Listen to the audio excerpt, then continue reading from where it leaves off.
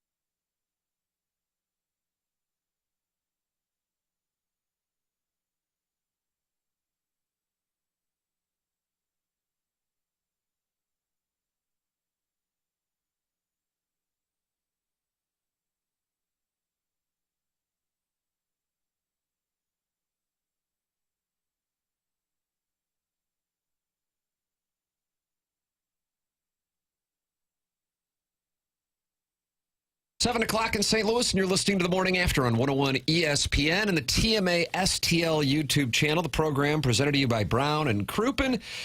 Welcome to get involved anytime you would like by going to the YouTube chat. That's brought to you by Michelob Ultra, or calling in 314-974-0101, by texting in 314-399-9646, and by emailing in for our Design, Air, Heating, and Cooling email of the day, the morning after, at InsideSTL.com. To McKernan, Doug Vaughn, Martin Kilcoyne, Little Jackie Papers is on the ones and twos. Chairman Kurt manning the Collier and Thompson phone lines. And Doug, not the day you wanted. Nay, no, we wanted in St. Louis sports. Starts with the Cardinals and a no-hitter for Eric Fedde that he was pulled from, and then an extra inning defeat. A few hours later, the Blues go up to Edmonton, and they're on the verge of picking up a point. Right. And Connor McDavid says, no, thank you. Let's wrap this thing up before we go to OT. 19 seconds to go. I stayed awake just to see that. Just to see it. 19 seconds. How many games in a row is this that the Blues have given up a goal late in the third period? We're out of the crowdsourcing business. We sold all our equity in crowdsourcing. We're now into the aggressive crowdsourcing stage of this show. I'll scold you if you don't have that answer right away. But, man, it just keeps happening. They played pretty well, I thought. They had a lot of glorious scoring opportunities, a lot of them. Just couldn't get it past. It's a little troubling that the Oilers were without 8 players injured, including Draisaitl and Skinner, their regular goalie. It wasn't their full team, and they just got McDavid back that night. But he eventually got him with a great pass to set up the game winner there. I was listening to the Curbside podcast, Martin, as I know you were as well. Tim and I are often in the parking lot with little stereo bouncing off of each other. That's right. I've got a subwoofer. And Kerber and Vitale were like, you got 2 guys with 1,000 games apiece in the league who just followed McDavid behind the net right after Walker had a glorious scoring opportunity. And that was just a mistake because you left Brown wide open in the front, plus not necessarily a goal that Jordan Binnington would be particularly pleased with, letting get past him. And so you had some mental errors. From one side of it, you go, okay, you played at Winnipeg, you played at Edmonton, you don't have Holloway, you don't have Parayko, and I realize you hadn't had Parayko since this thing really began, and you were there in both games. On the other side of it, if you look at some of the wins that included, the final, week and a half or so, they were kind of dancing with the devil a few times against some lesser teams and were able to escape with 1-goal wins. So I think overall the process was not dreadful, but you do wonder if the team is either experiencing some semblance of fatigue, you don't have Holloway, and the impact on that, and how important it is for them to get a couple days off before they wrap this thing up in Seattle Saturday night and then come home to finish off the regular season against Utah, because they are in control of their own destiny, but things are getting a little tight, Doug. I know, Martin, you monitor a site called Puck Monkey. I monitor a site called Money Puck. I don't know what Puck Monkey says, but the Blues' percentage to get into the playoffs is now down. It was in the 80s yesterday? No. 90. Didn't it drop, though? It did. It was at 90. I don't know, it dropped tenths of points. Oh, okay. So now it's 91. 98.5% that they're going to get in. 94.2 per moneypuck.com. Calgary at 9.4%. Minnesota at 96.4%. I don't know what's going on in these late games in the NHL at this point in the season, but it's anarchy. You had the Vancouver-Dallas thing 2 nights ago, and then you had some anarchy last night. And obviously, you had the conclusion of the Blues game. It wasn't necessarily anarchy, but there were 4 goals scored in the final period. Last night, the Wild beat the Sharks, Doug, not 2-1, not 4-3, not 5-4, 8-7. Yep. 8-7. So Minnesota gets 2 points last night, and then Calgary loses in overtime, but that means they still picked up a point. Blues win both their games, they're fine. Blues lose a game, Calgary controls their own destiny. Of note, tomorrow night when Calgary and Minnesota get on the ice, they'll be facing each other. And it just depends on your perspective on that. You know, one of them is not going to be able to pick up 2 points. The worst case scenario would be both of them getting at least 1 point and one of them getting 2. You probably want Minnesota to win that game and just get Calgary out of the way. They have 4 games left. I mean, they have a doubleheader this weekend, Doug. I mean, how do you have one team with 2, the other has 4? What I hate about it is their final game is next Thursday. So in theory, the Blues could play the game Tuesday night and still not know. But the bottom line is you got to just win a game. Seattle's beatable. Utah's beatable. But you are, as Vitale said, who was not on the call Monday, Tim. I like logistics. I know you do. They were in Winnipeg Monday, and Cam Jansen was on the radio call. Then they were in Edmonton. Is Cam not allowed in Edmonton? I wonder if there's some sort of legal reason, but all of a sudden they flipped. And then Joey Vitale in postgame said, the word that I think you're worried about is, are they trending in a bad direction with the playoffs right around the corner? Math says they're still going to get in, but have they lost their edge? They're not as crisp as they were a week ago, Doug. 2 weeks ago. Yeah, well, so many of the games, even the ones they won, it came right down to the last few seconds. I think it's just the game as much as anything. I thought they looked pretty good last night. I thought they actually played pretty well. They could easily have won that game. And now they've got their fate in their hands. All you got to do is take care of your own business, and you're in. I think that's all you can ask. With 2 games left, you beat 2 teams going nowhere, and you're in. Doesn't matter what anyone else does. So they're still in great shape. They're going to get it done. In the last 5 minutes, I was just saying, just get to overtime. Like, you want to win, but you're like, just get to overtime. It felt like both teams were kind of playing that way because they kind of took the foot off the pedal. It looked like maybe in the last minute or so, both teams were kind of content to get to overtime, get 1 point out of it, and take your chances after that. And the emotional swing late, Walker gets the penalty, and you're like, oh, my God, Edmonton's going to get a power play with 2.5 minutes to go. And immediately, McDavid, of all people, McDavid ends up in the box like, all right, we are going to overtime. And then Walker gets a great chance. You're like, oh, we're going to win. Oh, now it's going the other way. And McDavid's going to be central to it. And then Sheen got a great chance, and he couldn't connect. A worst loss of the year, considering the circumstances. Lost to half an AHL roster.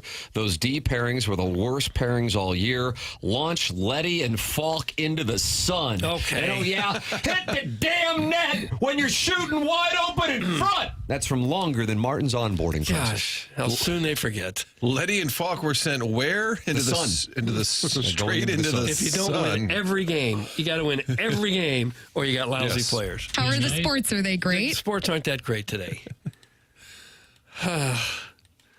Well, there were some other weird games, too. You see the Flyers scored 6 goals in the third period to beat the Rangers 8-5.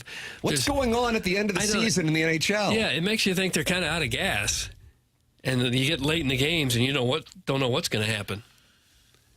Hockey's all luck. It's from the total package, and that was sent with Caps. A lot of Caps text coming in. I had a feeling that might be the case with the Cardinals. Doug going on a 1-5 road trip. And then, of course, the Blues' late-night loss in Edmonton. Well, and the Flames blew it, too. I mean, they gave up 2 goals in 8 seconds. That's a huge point for them. If they had gotten that point, believe it. If they had gotten that other point that they had on the table, they'd be 4 behind the Blues instead of 5, which makes a big difference there. Calgary was winning, Martin, as you noted, 3-1 with 4 minutes left in the third period. And Doug, you always have said it. Nobody's playing better than the Ducks. Yeah, sure. It's been my theme for a long time. And it's kind of like the Cardinals going into Pittsburgh and dealing with that crowd. When you go into Anaheim, I mean, in Southern California, with a team that's out of it, they're going to pack that building. Hockey crazy. Thank you. And they were able to score 2 goals, as Martin said, in a matter of 8 seconds to send it to overtime. And then Anaheim wins it a minute in overtime. And the goalie for the Ducks, Tim, on the other side of it, against Calgary, the goalie for the Ducks, Ville Husso, who 3 years ago was the starting goalie over Jordan Binnington. Against the Wild. And he goes to Detroit there. They really wanted him. And then you're like, oh, did we let him get away? And now he's on another team. Yeah. It falls off quick, doesn't it? Well, it can. You don't have to lose very much of your edge to not be the player you once were at the highest level of any sport, I suppose. Wink, wink, Doug. That's from the Worsen Woods Wacko. No, why would he wink at me? I don't know. I just read what's in the Air Comfort Service text line, 314-399-9646, like this one. Everybody just needs to relax. We don't have Dylan Holloway, so they still played pretty good without him as well, but you can tell that he was a major factor in this lineup. That's from the 314. Well, he is a major factor. They may not have him the rest of the way, for all we know. Now, he could miss all the playoffs. Yeah. No one knows. When they say week to week, that's not a real good thing. When discussing Dylan Holloway from the Boys in the Know, that doesn't sound like something that is near. And, it's of course 100% speculative, but just reading the comments from, again, the people in the know, and I'm not talking about like people we're talking to off air, I'm talking about when you hear it discussed on the broadcast by people associated with the team, it would surprise me if you're going to see him in the first round. Yeah. Parayko, on the other hand, maybe you're going to get a jolt on Saturday night when they're in Seattle. That has been hinted at by both John Kelly, and then Jamie Rivers talked about it with us when he was in Edmonton yesterday morning. Yeah. They probably need that little pick-me-up right about now. Well, somebody's getting sent to the sun, Doug, so they're going to need to make a roster move. Lenny and Falk, they're going to get launched. If you win one game, you're at 95 points. Just win one or two, Seattle, Utah. That's a reasonable ask. If you just do that, you're at 95. That means the Calgary Flames would need to win all 4, correct? Because if they beat out the Blues, yes, they would need to win all 4 to get to 96 points if you just simply win 1. So the math is still good. Oh, yeah. Doug has been confident for a while. I'm telling you, this team will get in. I think the bigger concern is when the playoffs begin, what kind of hockey are you playing? Yeah. And we got guys up at the sun, and we're going to turn it around. Well, we spent much of this season thinking, well, it's a whole nother season without a playoff run. And now it looks like they're going to get in. So, for most of the year, we would certainly have taken the position they're in right now. And so that's where I am. I'm just happy to see that they rebounded in such a dramatic way, and now they got a shot. They're ranking our appearances in the YouTube chat, if that's something that you're into doing, following a late-night loss in Edmonton. You're welcome to do so. It's youtube.com/TMA STL. My DMs are open for these gentlemen. You want them to slide in there? Mm-hmm. Okay. Who invented slide in there? It makes it sound. Jackson, I feel like we're going to have to go to you on that. It makes it sound so creepy. Slide into my I think DMs. that's because it is. Yeah, Chris Collinsworth. Chris Collinsworth did, Martin. Well, on the kind of a surprising answer. on the Sunday Night Football, I'm sorry? he famously, Tirico will start, and then out of nowhere, out of the side of the camera, Chris Collinsworth slides in on an office chair. So maybe it was a nod to the great Chris Collinsworth. Okay. Maybe. I don't know. He's kind of sliding into Mike Tirico's DMs? Like his physical DMs. You Okay. know? It's like, where's Chris Collinsworth? Oh, Here he is, comes. sliding into my DMs. Huh. Is sliding just simply sending someone a message? I think there's a little something extra to it, Oh, what is that? You said that with a little. Dougie had a smirk on his face when he said that. A little What does bit that of mean? cayenne pepper right at the end. Huh. It's I a don't little really kick. understand that. If you slide into someone's DMs, you're doing it in the way that, You're trying to lure them in. I wouldn't, that seemed, yes. You're trying to send a message that this is not just a business message. If I'm you're interested sliding you. in, yeah. So how do you add that cayenne pepper? You do it like if it's like a story, like Doug posts a lot of stories of him, like duck lips. At the gym. Well, yeah, it makes me feel cute. Yeah, mirror front neck, selfies. I noticed. Yeah, mirror selfies. The number of duck lick pictures from Doug at the corner of Clayton and Lindbergh. Honestly, you need to cut back. Well, Whether it's at the Starbucks, Brio, Brick Tops. I had the work done. I want to show it off. Maybe you got some sort of power bowl, some quinoa, and you take a picture of it. And I'm like, ooh, Dougie Eden, right? In your DMs. I'm not doing that. I see that. So right there. That's the cayenne That's pepper. the cayenne pepper. I'm not doing that just to congratulate you on eating. I'm doing it to see what else you want to do. Oh, for heaven's sake. But that would be sliding. This is purely an example. This is just what it would mean to slide into someone's DMs. Got it. It's like my guy, Ty Hawkins, morning guy at Fox 2. He said some guy just emailed and said, hey, do you play? And he said, I'm sorry? He said, do you play? You can send that to my DMs if you want. What was the fashion critique, Tim? Was there an actual, are they just... You mean the appearances? Yeah. Oh, it's Was just there a- ranking who they want to sleep with in what order. Oh, wow. Sorry, I missed that. We used to, You can open it up. It's actually right up on the monitor above Jackson. at Channel 4, we used to have a guy who would email people and ask them what their shoe size was. That might have been Jennings Jr. It could have been. That was a little odd. Like people in the building or just... No, it's just some viewer. It was an in-house email. Some viewer wanted to know everybody's shoe size. I like Coach Connors walking down the... All right, who's the fella looking to check out my boots?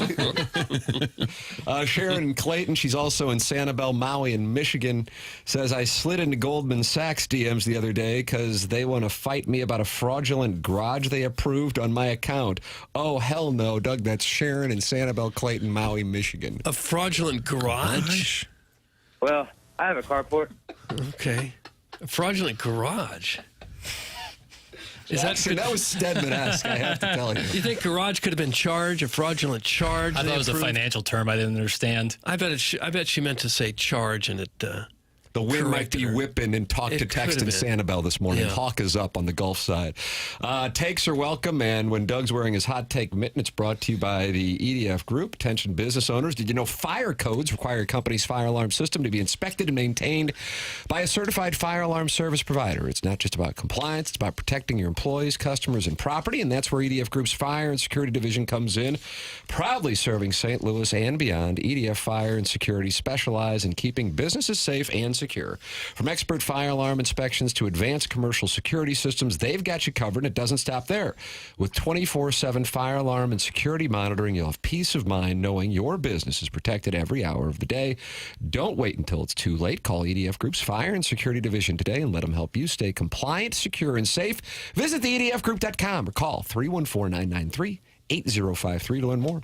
EDF Group, your partner in fire safety and security. You are welcome to participate in this program in so many ways. 314-399-9646 is how you can text in to the show, and just save it in your phone. And the next thing you know is you're having an ongoing conversation with the presentation. Of course, you can call in 314-974-0101, and you can rank who you want to sleep with. On the YouTube chat, Doug, 179 guys are doing that. That's brought to you by Michelob Ultra, youtube.com/TMA STL.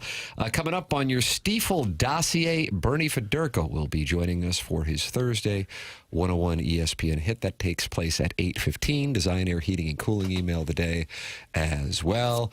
And now it's on to Augusta National. And Doug, it's hard to believe it, but a young man by the name of Davis Riley is leading the Masters. And this could be one hell of a story. Well, he's only played, 2 holes? So? 2 under. It's a little early. Davis, did it all begin with your father in the backyard, hitting balls into a screen? Is this the moment you've dreamed of since you first picked up a club? He's only played 2 holes. But, I mean, I've already written the piece. Yeah. Okay. Meanwhile, Kevin Yu is one over, and I have to be honest with you, I've got some Kevin Wu. Woo? Kenny Wu? Netminder? Woo, Kenny Wu. Sprinkled on my daily fantasy lineup. So now we are having a Tam Avenue Capital Partners emergency board meeting and wondering if there is any way we can hack into DraftKings software and remove Kevin Yu from our rosters because he is one over through 2 holes. The tournament started 18 minutes ago. Give it some time. But there's Bernhard Langer out there on the range for his final first round at Augusta National. The king of the PGA Tour champions, trying to shock the world and beat Scotty Scheffler and Rory McIlroy this weekend and win his 3rd green jacket. One of the coolest things about golf is you can be like Bernhard Langer, late 60s, and still be among the best in the world at your professional sport. That's pretty cool. He's a very pleasant gentleman. Oh, is that right? Kind of like Luke Baker? Last couple of years, dealt with them out at Norwood at the Stiefel Charity Classic, and very, very polite, extremely fit, too. I think that's part of his, obviously that's what he's known for, but I think that's one of the reasons he's so successful. And just very, I would say, just polite. Well, that's nice. A quiet, polite nature. Jackson, I do have a request. Whenever we bring up the Masters, can we just kind of have that light Masters? Doug loves the music. He loves picturing the azaleas. I want the Chris Vernon updates. Are you familiar? You would have to know him, Martin. Former goalie? No, that was Mike Vernon. Chris Vernon is a St. Louisan. Thank you, St. Louisan. Parkway Central Colt. Boy, I'd say class of 97, I don't know, 6. Antoine Bynum was there before he went to Mizzou. I think so. Was Isaac Bird there? A little earlier than that, maybe, but he was on the Titans. Said Coach Fisher was going to go for 2. I think that's correct. And he's with Bill Simmons now and also does a lot of Memphis Grizzlies stuff. Super talented guy. And his Masters updates, absolutely phenomenal on his program. Jackson, you wouldn't happen to have access to Chris Vernon, Parkway Central, now Memphis, and Bill Simmons, the Ringer podcast superstar. Wonderful gentleman. Delightful, Doug. Super talented.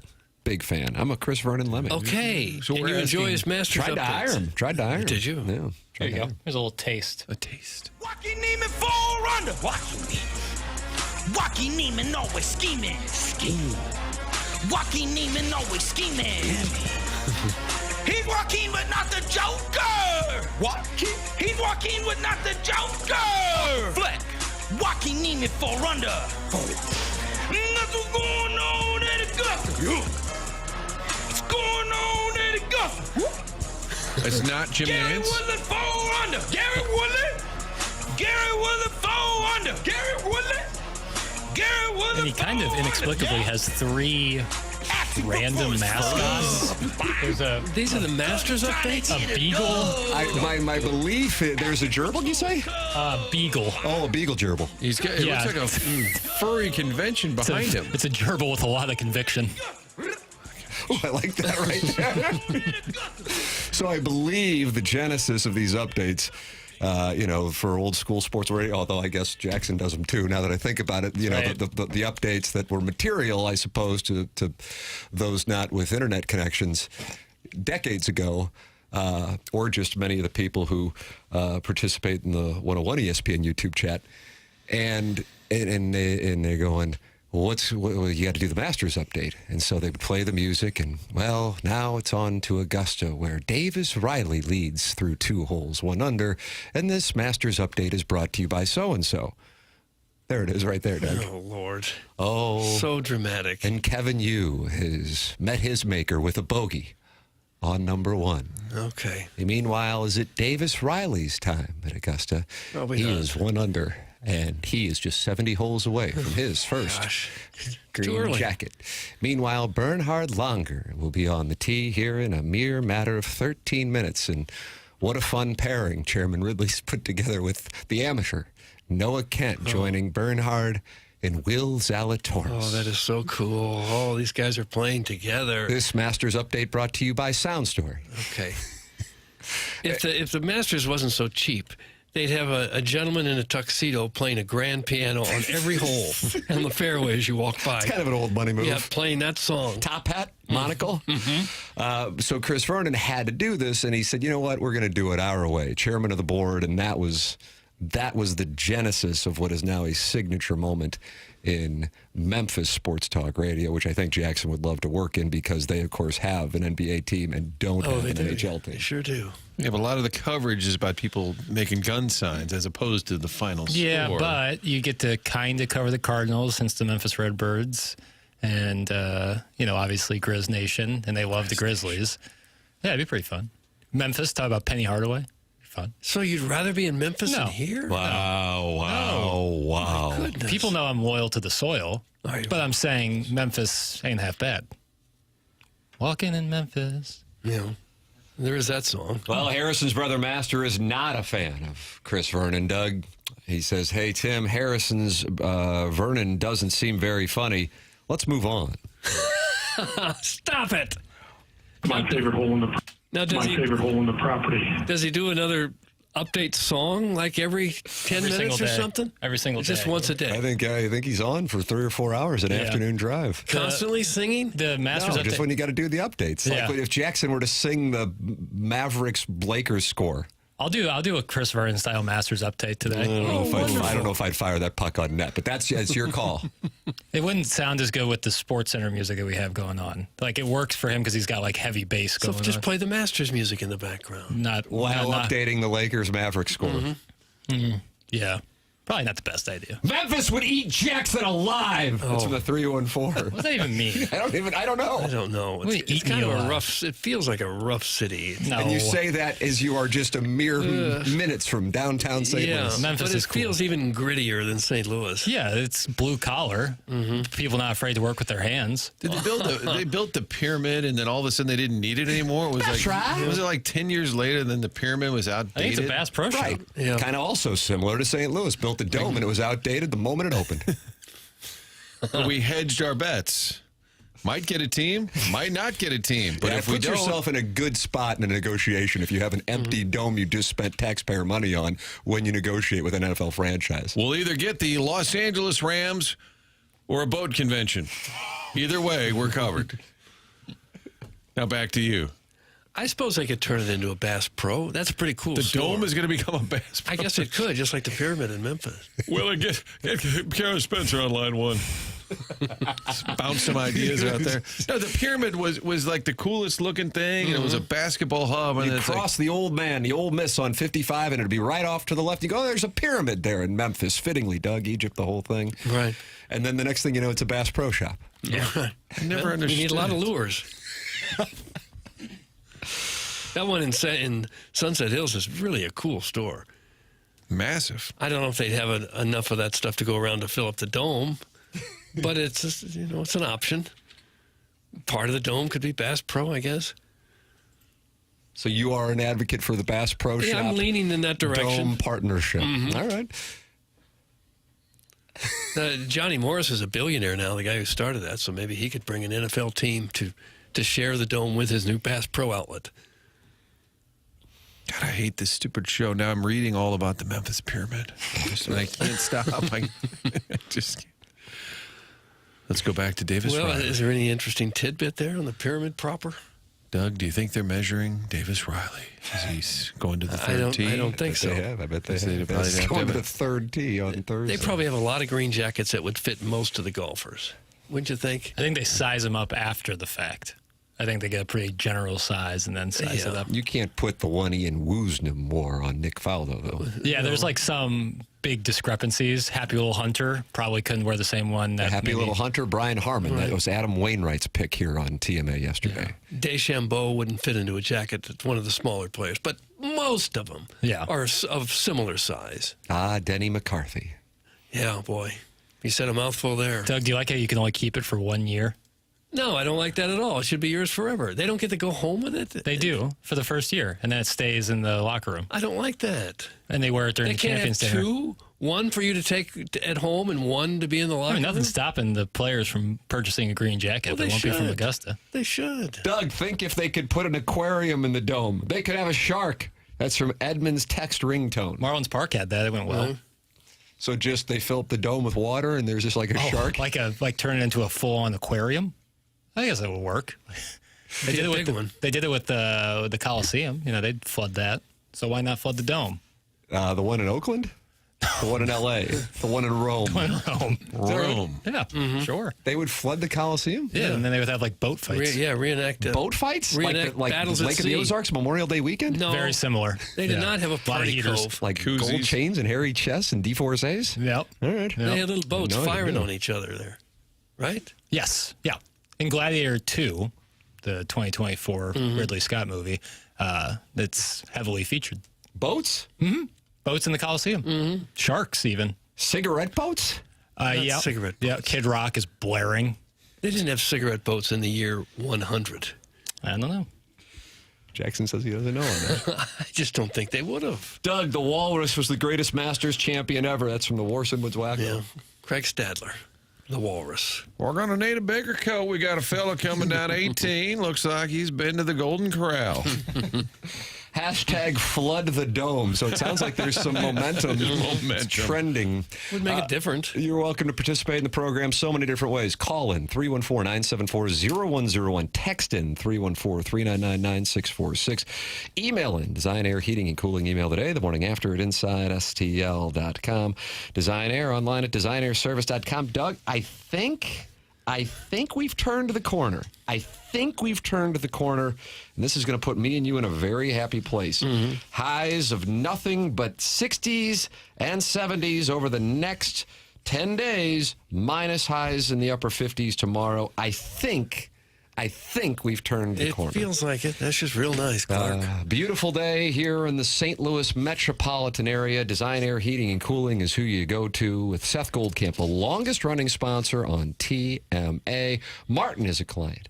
Doug is a client. I am a client. We recommend you become a client as well. And all you need to do is go online at DesignAirService.com for any HVAC-related issues. It's Design Air Heating and Cooling, the longest-running sponsor on TMA. Seth Goldcamp, fourth generation, and he prides himself on the same service that his great-grandfather, grandfather, and father practiced, and that is we take care of our customers, no upselling. We build our business through your loyalty of knowing you can count on us and trust us. It's Design Air Heating and Cooling, online at DesignAirService.com. TMA.com. Tim McKernan, Doug Vaughn, Martin Kilcoyne, Jackson Burkett, and Chairman Kurt with you. The program is TMA. It's presented to you by Brown & Crouppen on 101 ESPN and the TMA STL YouTube channel.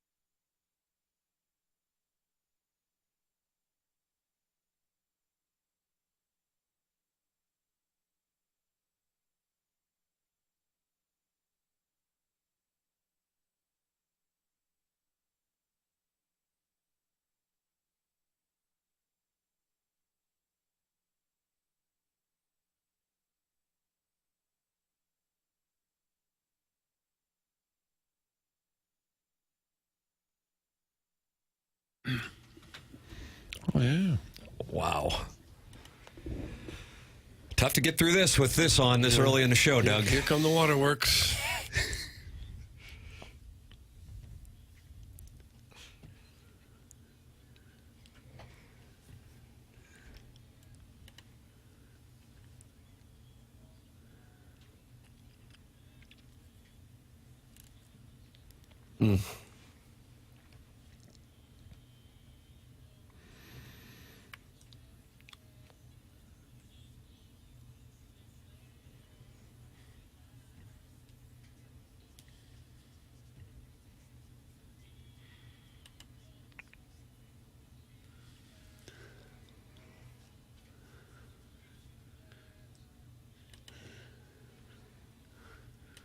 Wow. Powerful stuff. Let's go to Vern in the 17th tower.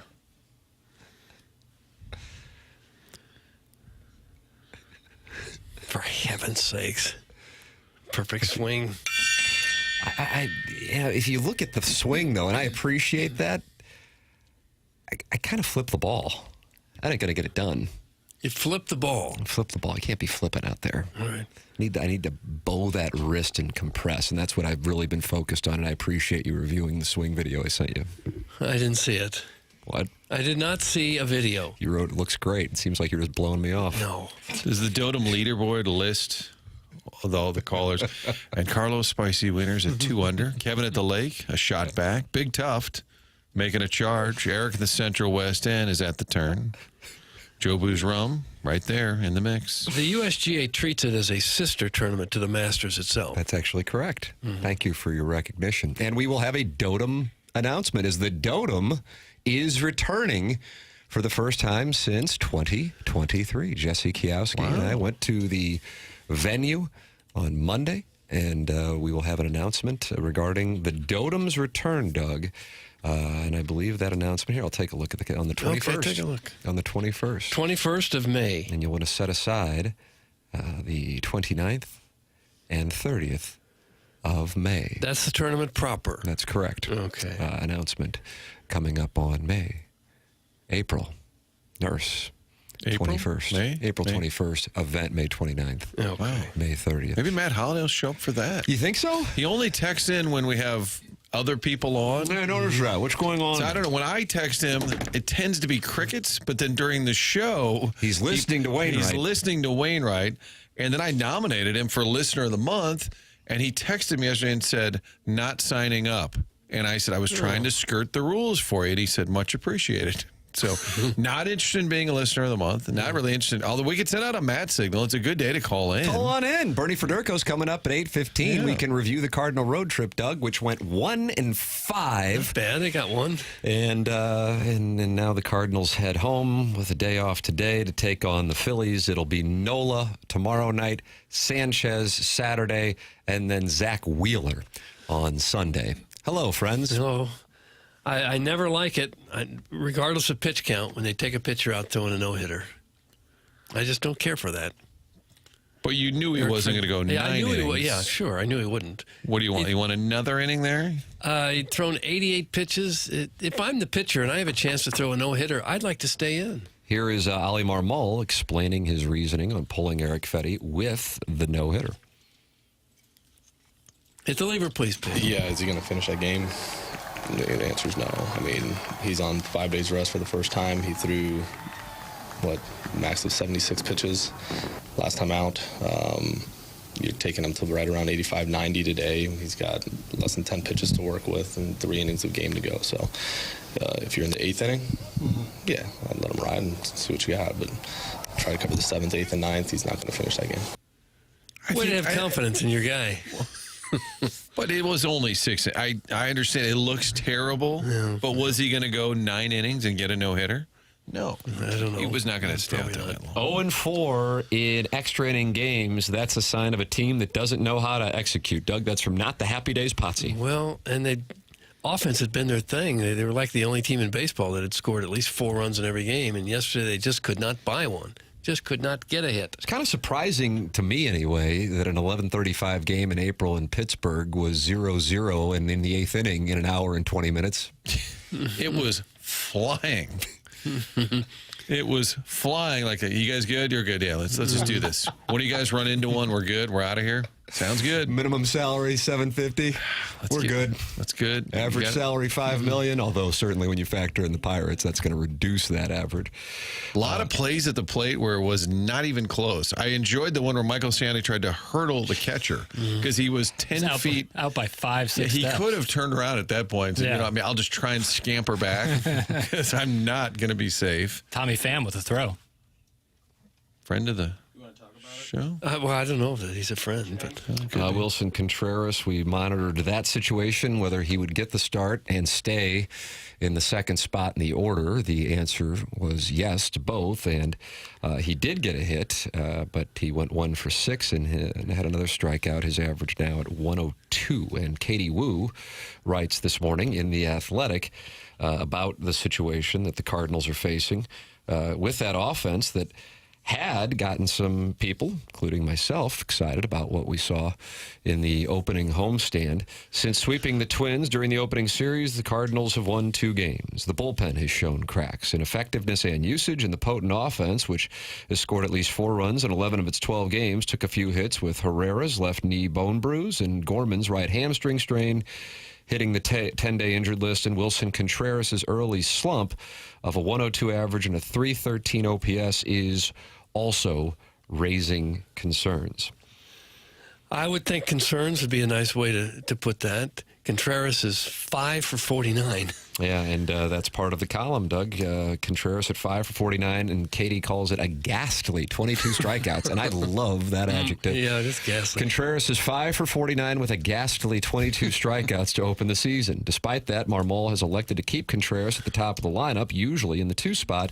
Might that change soon? The skipper is weighing that possibility, but much more goes into the decision than Contreras' production. Lars Nootbaar has been one of the Cardinals' most productive hitters to start the year and has all but solidified himself as the everyday leadoff hitter. Brendan Donovan, who went 13 for 23 on the trip, has been just as solid as the 3 hitter. Marmol prefers to switch off between left-handed and right-handed hitters as much as possible, and it makes game planning difficult for opposing managers. With Arenado planted in the cleanup spot, there is no other right-handed batter the Cardinals can use at the top of the order. Wrong. There's no other right-handed batter. That's absolutely factually wrong. How about Jordan Walker? Why are you yelling at me? Because it's just not accurate. By any stretch, it's not accurate. And to say there's more goes into it than his lack of production? No, there isn't. That's all that goes into it. Do you want to fight production. No. My dad? I just want to say it's a ridiculous premise that there's no other right-handed hitter. Every other right-handed hitter is hitting better than Contreras. Every one of them. Whether that's Sajasi or Pajes or Walker, it seems like Walker's the obvious guy. Put Wynn back up there. But you can't have a guy going, 5 for 49? Ghastly. Getting as many at-bats as anyone else on the team. It doesn't make sense. It just doesn't. And the right, left. Okay. Oh, it makes the matchups tough. Get into the bullpen. Okay, they're going to have to switch up. You got to face 3 hitters anyway. I think that's overstated. I really do. The right, left. Especially if a guy's not hitting. I don't care if he hits left, right, switch. If he's not hitting, he's not hitting. Mm-hmm. And the guys who do hit usually hit both right-handers and left-handers, usually. I don't doubt that you can't just dump Contreras completely because you're going to need his bat. If you're going to be a contender at all, if you have any hope, you're going to need his bat. And so the only way I guess he's going to get it figured out is to continue to play.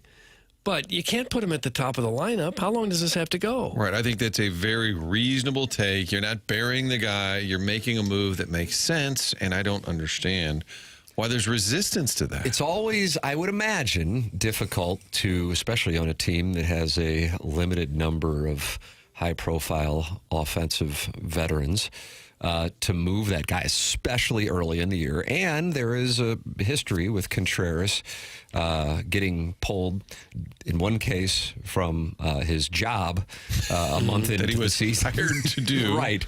In, 30 games into his tenure of the long-term contract. And that factors into it. This goes back to Mark McGwire's final season with the Cardinals. So help me, that 2001 team, which really had the potential to win the World Series. Their 3 starters in Matt Morris, Darryl Kyle and Woody Williams were so good at the end of the season, and they had that great LDS with the Diamondbacks who would go on to beat the Yankees in the World Series. But that season, the Cardinals were actually kind of sellers at the deadline, and they got it going when La Russa finally, and you know, with his loyalty to veterans, and in particular Mark McGwire, finally goes, I gotta move him down in the order. And he did, and the Cardinals took off. Now, I'm not saying that was the reason. The starting pitching was really the reason. But you have to make that move sometime, as unpleasant as it might be. And to have that offensive abyss at the top of the order, in between two guys, as Katie notes, have been off to a great start, that really, really curtails offensive production. And I think he'll get it right. I mean, you can't just lose it over the course of an offseason, but at the moment, it isn't right, so let him get it right at a lower pressure position in the lineup. Right. If you went with Nootbaar, Walker, Donovan, Arenado, Burleson, that's pretty good, 1 through 5. That's not a bad top half of the lineup. Maybe Contreras will get it back. In fact, I'm sure he will. Normally, over time, guys wind up hitting what they're supposed to hit. He's not supposed to hit 102. He's supposed to hit with some power and hit about 270, 280. And I suppose if we sit here in September, he'll be closer to those numbers than he is to hitting $102. $102. $102. You don't really hear that too often. He's hitting $102. If Herrera were healthy, it'd be a different story, Katie writes. Marmol slotted Herrera in the 2-hole in Game 1 of Sunday's doubleheader against the Red Sox, with Contreras behind him as the 3-hitter.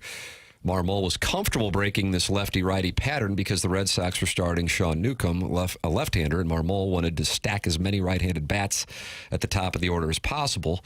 Marmol also wanted to look at Herrera, who had homered 4 times in 2 games higher in the order, but that experiment was short-lived when Herrera sustained his injury. The best case for St. Louis, Contreras, who hit nearly 500 in spring training to figure out his swing fast.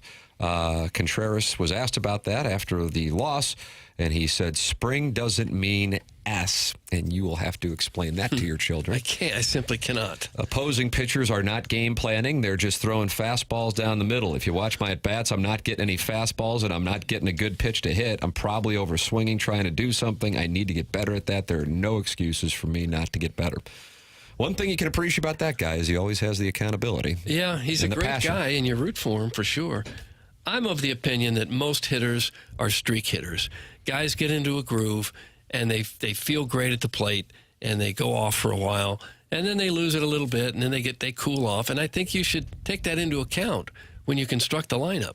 If somebody's tearing the cover off the ball, even if he's normally hitting 7th, 8th, 9th, move him up in the lineup. Take advantage of that. I don't think you can ignore the fact that guys get red hot, and they're the ones who need to bat the most at that time. And you can switch later. You don't have to be married to one lineup structure the whole season. Brew Crew won again, Tim. They're 7-1 since their 0-4 start. And the division is sort of the fallback, as opposed to the Cardinals' roster construction. The one glimmering sign of hope was that, well, maybe the division will be bad. Yeah. And the Brewers just somehow kind of find a way. Cubs are on top. Season's slipping away, Doug, right here. No. Maybe not quite yet. No. It's April, what day is it? 10th. 10th, I believe. I don't think you can have it slip away quite Write it yet. down. That's a shot at the White Sox, who are doing their best to allow it to slip away by April 10th. They are 2-7. 2-9. 2-9, excuse me. And they've lost 7 straight. That's what I meant to say. And they have scored a grand total of 34 runs through these 11 games. And yet fans continue to flock to the south side of Chicago. I don't know that they are. Okay. The Braves are 2-9, too. How about that one? And I think everyone thought they'd be a contender this year. Maybe they still will be. But the Rockies are doing what you would expect at 2-9. But the Braves, you're right, at 2-9. That's the alarming one when you look at the standings. Yeah. I can't think that'll last. You're welcome to give your thoughts by participating in our YouTube chat, sponsored by Michelob Ultra. That is where you can talk it over with other listeners and friends who've gathered as they watch Davis Riley's miraculous run to his first green jacket. Literally. And they talk it over, but he has some friends now at the top of the leaderboard, including social media delight Michael Kim, posting his daily journal from Augusta. He really enjoyed his chicken sandwich on Monday, Doug. Does he sing it like this other fella you talked about earlier? Does he Chris Vernon? sing it? Oh, Chris Vernon. Well, Michael Kim's playing. Chris Vernon's working in Sports Talk Radio That's in what Memphis. I mean. When he gives his updates, does he sing? I would imagine he'll have to mention Michael Kim. He's leading. Michael Kim is 1 under through 2. Jonathan Vegas at the top of the leaderboard, 1 under through 3. Davis Riley, 1 over through 4. Meanwhile, Will Zalatoris, who the Tam Avenue Capital Partners have allocated a heavy percentage of our bankroll to, is 1 over through 1. And Kevin Yu, who we've also allocated a heavy amount of our bankroll to, is 1 over through 3. And so we will have an emergency board meeting coming up on the air in the 8 o'clock hour, where we may oust me as CEO of the Tam Avenue Capital Partners, providing negative returns for decades. Okay. Just take a simple majority to oust you? I am currently going Kendall Roy and trying to mount support in the boardroom. Gotcha. And it's being... and the only thing I've got is, but I'm the firstborn son. Mm-hmm. I'm the eldest boy. And it's just not resonating with those tired of the cash calls. Well, your dad can fix it all, can he? He's starting to. He invested in the Will Zalatoris play too, and so now he's pissed. It's getting away from us, but Bernie Fedderko will put things right, I think. He's going to join us coming up at 8:15 on the Blues debacle last night in Edmonton. Tim McKernan, Doug Vaughn, Martin Kilcoyne, Jackson Burkett on the 1s and 2s. Chairman Kurt Mans, the Callier and Thompson phone lines. This is TMA, presented to you by Brown and Crouppen on 101 ESPN.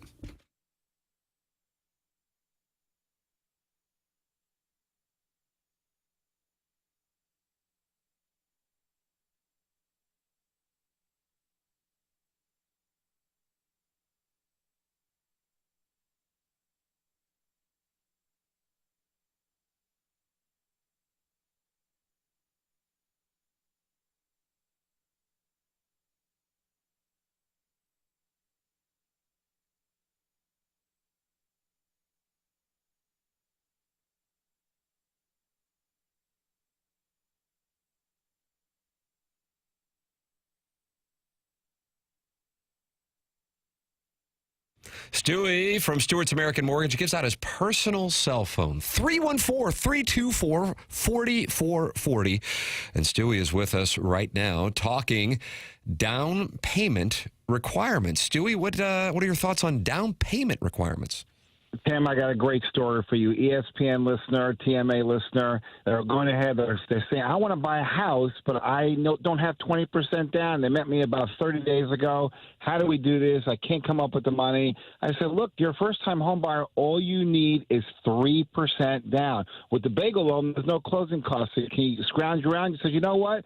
I'm getting my tax refund money. I can get the tax refund money. It's more than 3% down, and then I can go buy a house. I said, yeah, you can go buy a house. He got his tax refund. It was enough to cover the 3% down. Closed on a $220,000 house this week. Great for George. He's got his home of his dreams. Didn't realize he had to put that little money down to get the house of his dreams. Unbelievable. That's a great story from a 101 ESPN listener. That is what is out there for you. Take advantage of it. 314-324-4440. That's Stewie's personal cell phone, and it's Stewart's American Mortgage. Learn more when you Google the bagel loan. Thanks, Stewie. Have a great day, guys. You too.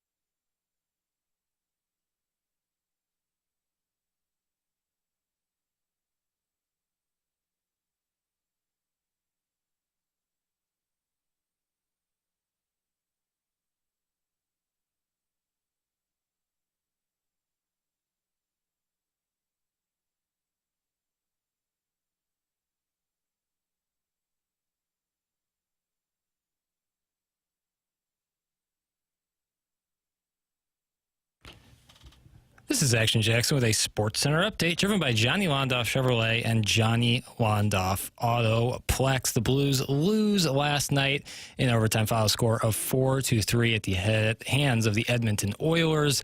Blues are off today and tomorrow. They'll take on the Seattle Kraken on Saturday, 8 p.m. right here on 101 ESPN for the pregame. Puck drop at 9 p.m. That was another Sports Center update driven by Johnny Londoff Chevrolet and Johnny Londoff Autoplex. See them at londoff.com. Chevy, together we drive. Are you kidding me?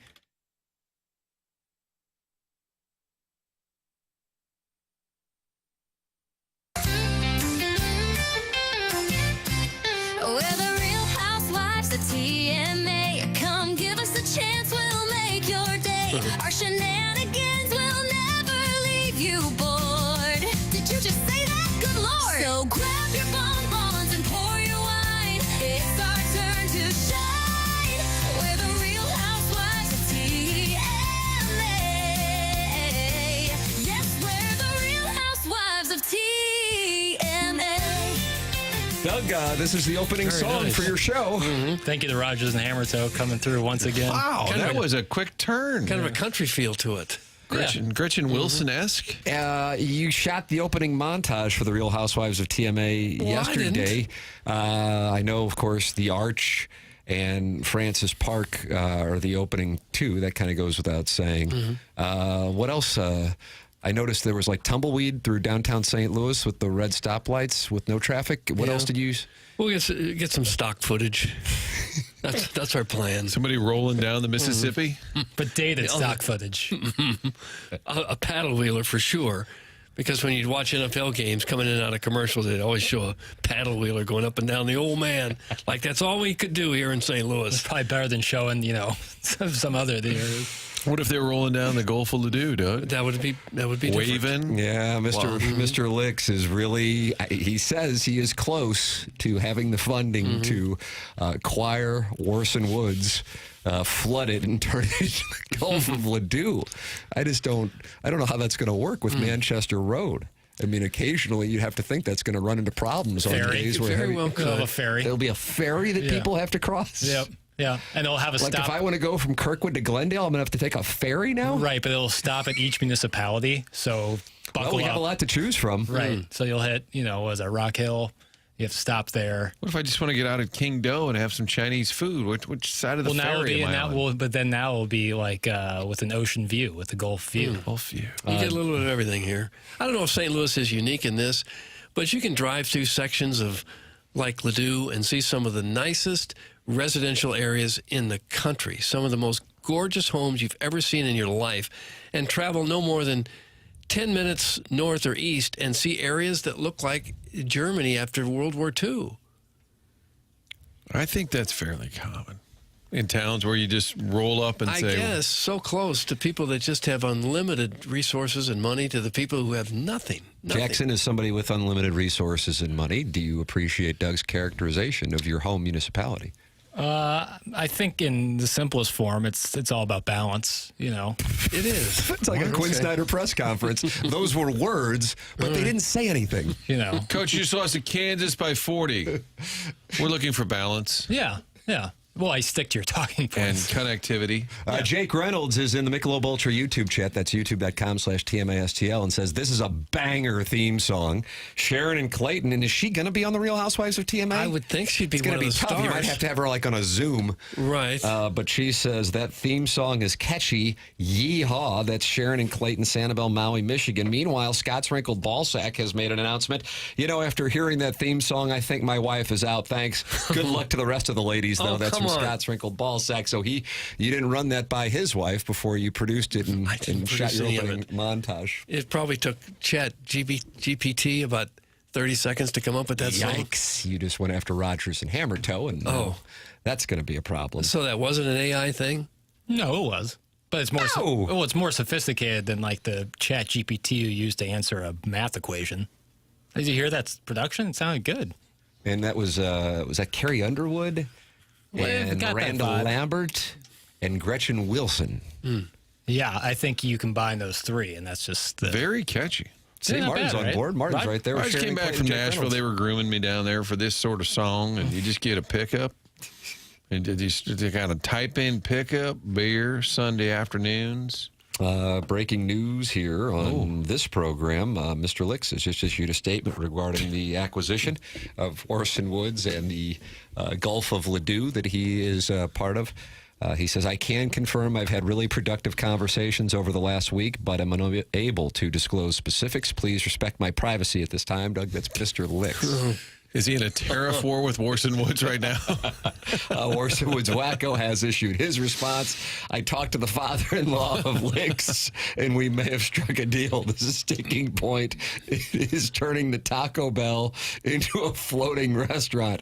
We did agree that Hux will remain, and Licks will be a dock boy and fill gas on cigarette boats. Also, it will be a topless Gulf. That's from the Orson Woods Wacko. Really? So this is big. You know, Kara Spencer takes over as mayor of the city of St. Louis on Tuesday at noon, and you have to wonder if Licks is trying to get this thing done before that time, because the city, of course, has nothing to do with the county, like all great regions. I'm happy to hear that Hux is going to survive this. Yeah. Right there on Manchester. Is that Orson? Exactly. I guess it is probably Orson Woods. Or Kirkwood. I think Orson Woods' border to the south is Manchester Road, so I'm going to disagree. You don't think it's Orson Woods? Kirkwood? It's probably Kirkwood. It's right by old station. Mm-hmm. Yeah, the old boot factory. But it's going to remain when they turn us into a lake. Yeah.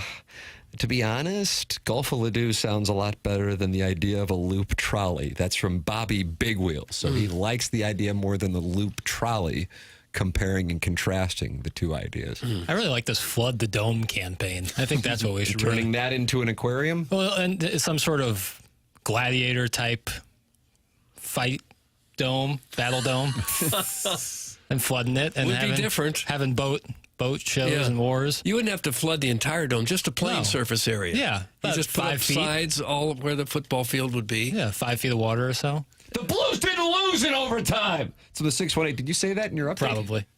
Oh, no. Well, I'm sorry. They were hoping to get to overtime. Well, I feel like they've gone to overtime a lot recently. The Cardinals went to... It doesn't matter. The Cardinal game went into extras. I got a little confused. I couldn't be sorrier. Okay. Maybe start these games a little earlier. Oh. It's a schedule maker's fault. We'd have gotten a point if it had gone to overtime. Right. My least favorite rule in hockey. Oh, gosh, Doug. Not only was the update false, but now Jackson's taunting fans of the game for their start times in Alberta, and also their rules requiring a point be given to the losing team in overtime. If Steph played LeBron at midnight, you'd be watching. I would know if it went into overtime or not, probably. That's fair. I'm sorry. People are saying Hux is in Glendale, too. That area is like there's like 100 municipalities in a row. Okay. Does anyone have the balls to send pictures of their wifey to submit for Real Housewives of TMA? I think not. Step up, fatties! Oh. That's from Shrimply Pibbles, who oftentimes will send pictures of his wife into the text inbox. Okay. Step up, fatties. Yeah, he's talking to the listeners and saying the husbands of these housewives of TMA need to send in pictures like he does. And unfortunately, Doug, he's fat-shaming the listening audience, and I don't think that is correct. No, I wouldn't want anything to do with that. Doug was never going to leave his wife for me, so I figure I might as well marry a woman. Okay, Doug, Charlie. Is Charlie Marlowe. Chuck Marlowe. When does the production begin, Doug? You've got the theme, the open music. Still having casting calls. Okay. Right, you got the first season. Dougie's couch. We need 3 or 4, right? 3 or 4 housewives. 4 seems like a good number, doesn't it? Okay. And you're just going to sit around a table somewhere and cackle? Yeah, just enjoy Han bombs. Yeah, pour some white wine and just see what happens. I think I need the patio at Brio's kind of reserved for our first shoot. Yeah. And then one of the gals gets really sideways with the other and then maybe throws her Chardonnay. Yeah, it doesn't like the Cardinal bullpen moves. Thought it was obstruction. Lisa would be a candidate, except her wardrobe was kind of limited. Every day just wore a shirt that said Fire Ollie. Yep. And we're like, we need you to mix it up a little bit. I fully support Pittle's start time take. I fell asleep on my living room floor. It was brutal. That's from Sharon and Clayton. What? She fell asleep on her living room floor. What? Because of the... And if she's in Florida, it would have started at 10 o'clock. Yeah, that's rough. But that doesn't explain why she fell asleep. It's a lot of linoleum, right, in South Florida? Probably not. A lot of tile. It's a lot of You tile. lived in South Florida, and you had linoleum, and you lived above Steve Aoki's father? I'm below him. Rocky. Rocky Aoki. I live below him. And his bathroom collapsed into mine. So you would know about He this. left the water running. But a lot of tile, right? Those floors are often tile. It depends. It's Well, there's not a different lot- with each place. I never saw any carpeted floors when I lived down there. There is carpet in Florida. I know that there's carpet, but I didn't notice a lot of living room floors being carpet. A lot of tile. Yeah, probably so. Mr. Lick says he can help get this Real Housewives of TMA off the ground. I'm actually mutual friends with Andy. If you want me to reach out, he ain't going to like someone from Baldwin being on the show, though. That's from Mr. What's wrong with Baldwin now? Too far west? Too far southwest? Shut up, Sharon! Absolutely no one cares you fell asleep on your living room floor. It's from the 314. Now they're mad at one of the housewives. But was she lying? I know that no one here has the answer, but like if you were lying on the floor, Maybe she had a pillow and the TV was on. She was just laying down watching some of the game and fell asleep. Haven't you ever done that? On the floor? Some people lie on the floor furniture. watching TV. Well, people have that Oh, too. we get it. You have furniture. Yeah, I know. That is a little humble brag. I picked up on it. Linoleum? It's ceramic tile. Good Lord. I don't live at a trailer park. That's Sharon. And Okay, she so I was right. So you Clayton. slept on ceramic tile. That's awful. Sounds bad. Yeah, you'd wake up so stiff. Well, there could have been a rug on the tile. You know, there's more than one way to decorate. I know, but she clearly, is not hurting for resources. And I just question why, if there's clearly furniture in the home and a bed, you chose to sleep on the floor. Well, I don't know. I doubt that was her plan for the night. Well, tonight I'm sleeping on the ceramic floor. She probably were watching TV and just wanted to get comfortable and lay down and with a pillow or from the couch on the floor to watch TV and fell asleep. Sounds like a couple of drinks at the old Coconut Express at 3 in the afternoon. Coconut Express. Doug, is it 2007 or is it 2025? Why, I'm not sure. Because, look, it's 2007 winner and friend of Adam Wainwright, Zach Johnson, leading the Masties through 3 holes. Okay. Zach Johnson, 2 under par, and he is shocking the sports world by turning back the clock to 2007. They won't be able to catch him. There's just not enough tournament left. And the music plays for like 40 seconds, and then you come back and say, and he looks like he'll grab a 7-iron. And then you don't say anything for another 40 seconds. Right. Show a shot of a bird tweeting. Here's Dustin Johnson. Oh, my. Well, PTSD for Jordan Spieth before he even grabs his driver on one, because there's Danny Willett, one of the most undeserving champions in Masters history, and he's just one back of Zach Johnson. Oh, what a tournament in Augusta. Gosh. Nearly all the players have yet to even hit their first shot. Perhaps we shouldn't give Johnson the tournament green jacket just yet. Fred Couples is about to try to turn back the clock as well. Is it 1992 again? Find out. Oh, gosh. Danny Willett did have mini cottage pies on his Masters dinner menu. Sounds pretty delightful. Is that? I don't know what that is. I assume it's like a cottage pie, but smaller. Right. But what Don't is you a have a problem cottage with pie? somebody using the definition Yes, I do. of the word? What's a mini cottage pie? I don't know. It's a cottage pie, but it's smaller. I think cottage pie and shepherd's pie are the same thing. Oh, I hope it's not cottage cheese pie, because that sounds like the worst thing that anyone could ever possibly eat. I'm with you there. Let's take another look at that leaderboard. Easter greetings, friends.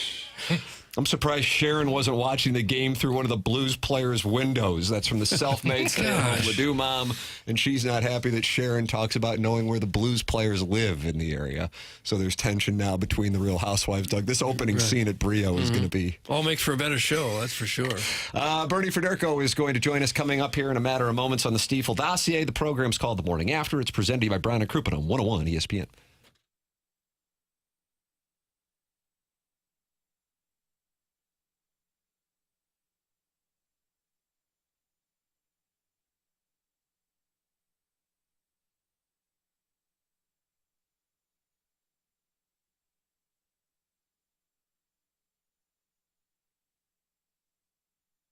Grabbing some steaks for the grill, maybe lunch items, cereal, whatever. Coffee, Stoke, whatever it is. That's Jackie's favorite. Whatever you're grabbing at Schnucks, you know where it is, but every once in a while there's something on your list. You're not sure where you can find it. What aisle is that in?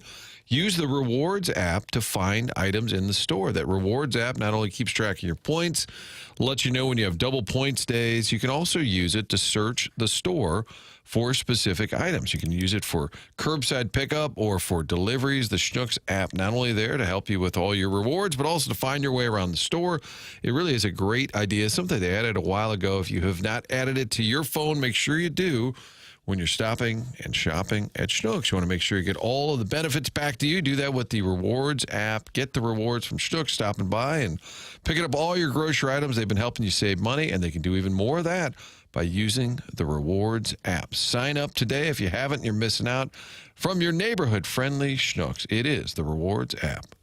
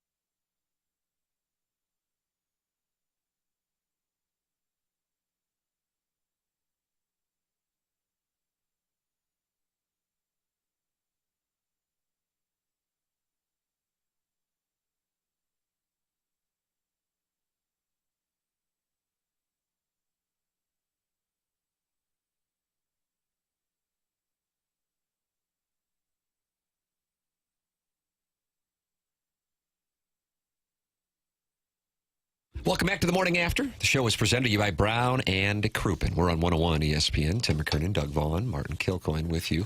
On said program is Little Jackie Papers, operates the 1s and 2s, and we welcome to the Collier and Thompson phone lines the Hall of Famer, Bernie Fedderko. Good morning, Bernie. Good morning, Tim. How are you guys? How are you doing this morning?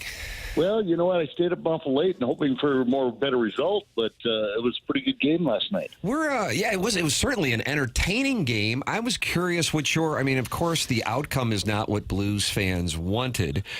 I'm curious overall in your analysis of the way they played, because to lose in the fashion they did at two very good teams, Winnipeg and Edmonton, in the manner that they did, and by the manner I mean close games, especially for a team that's played as much as they have without Parayko, without Holloway, that doesn't seem to be indicative of a problem.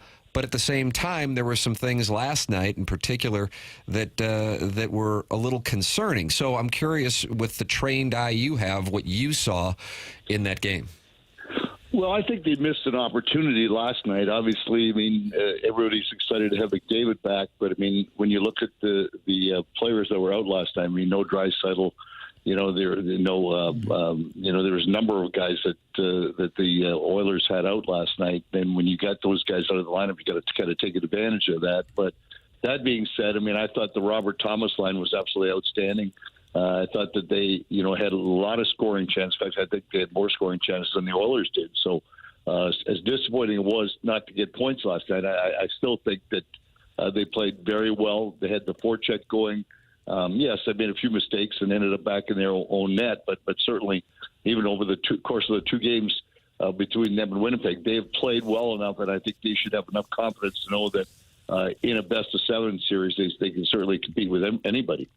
I thought it was interesting when Bennington went after Corey Perry and attacked him early in the game. We haven't seen him do that it seems like it's been a year or two. Do you cringe when your goalie gets into a little scrap like that?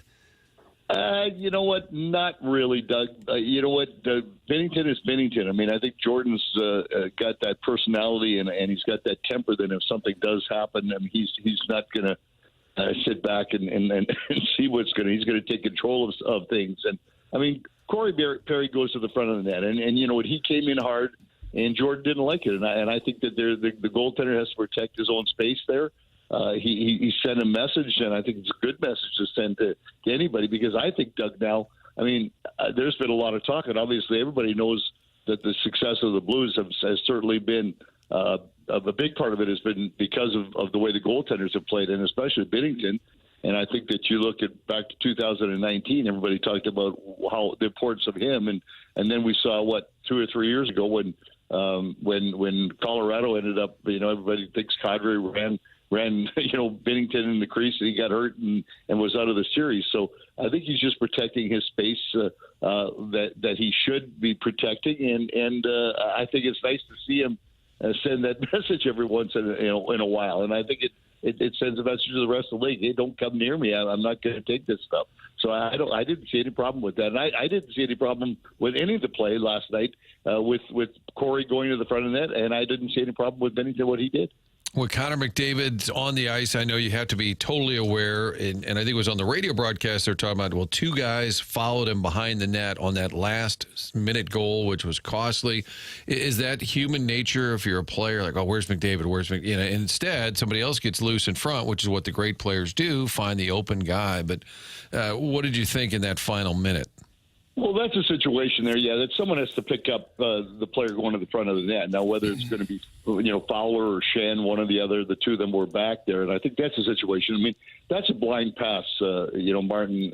You're as a player, you're going with great speed like he's got it. He just kind of passed the puck back against the flow, and I think everybody was worried about where he was going, not picking up a man in the slot. And the game is a game of mistakes and capitalization on mistakes, And really, when you look at it, the Oilers were able to do that in the last minute, which is, a shame that the Blues couldn't have got at least a point last night. But, McDavid's a special player. And, yes, when you got a guy like him, you tend to start following him. You tend to start looking at the puck instead of following the players that maybe you're supposed to cover. And certainly he's dangerous out there, but the people around him when he's in that situation are going to be dangerous. And unfortunately for the Blues last night, they didn't pick up the right guy at the right time, and he ended up scoring the game-winning goal.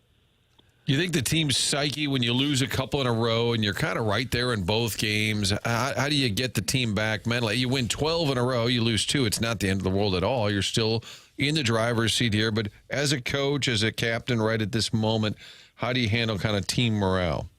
The guys understand what they need to do. And I think maybe, for when you go through this great winning streak right now, and all of a sudden you have to get probably at least one more win, and I think the pressure becomes on you, and I think then maybe it gets a little harder to do.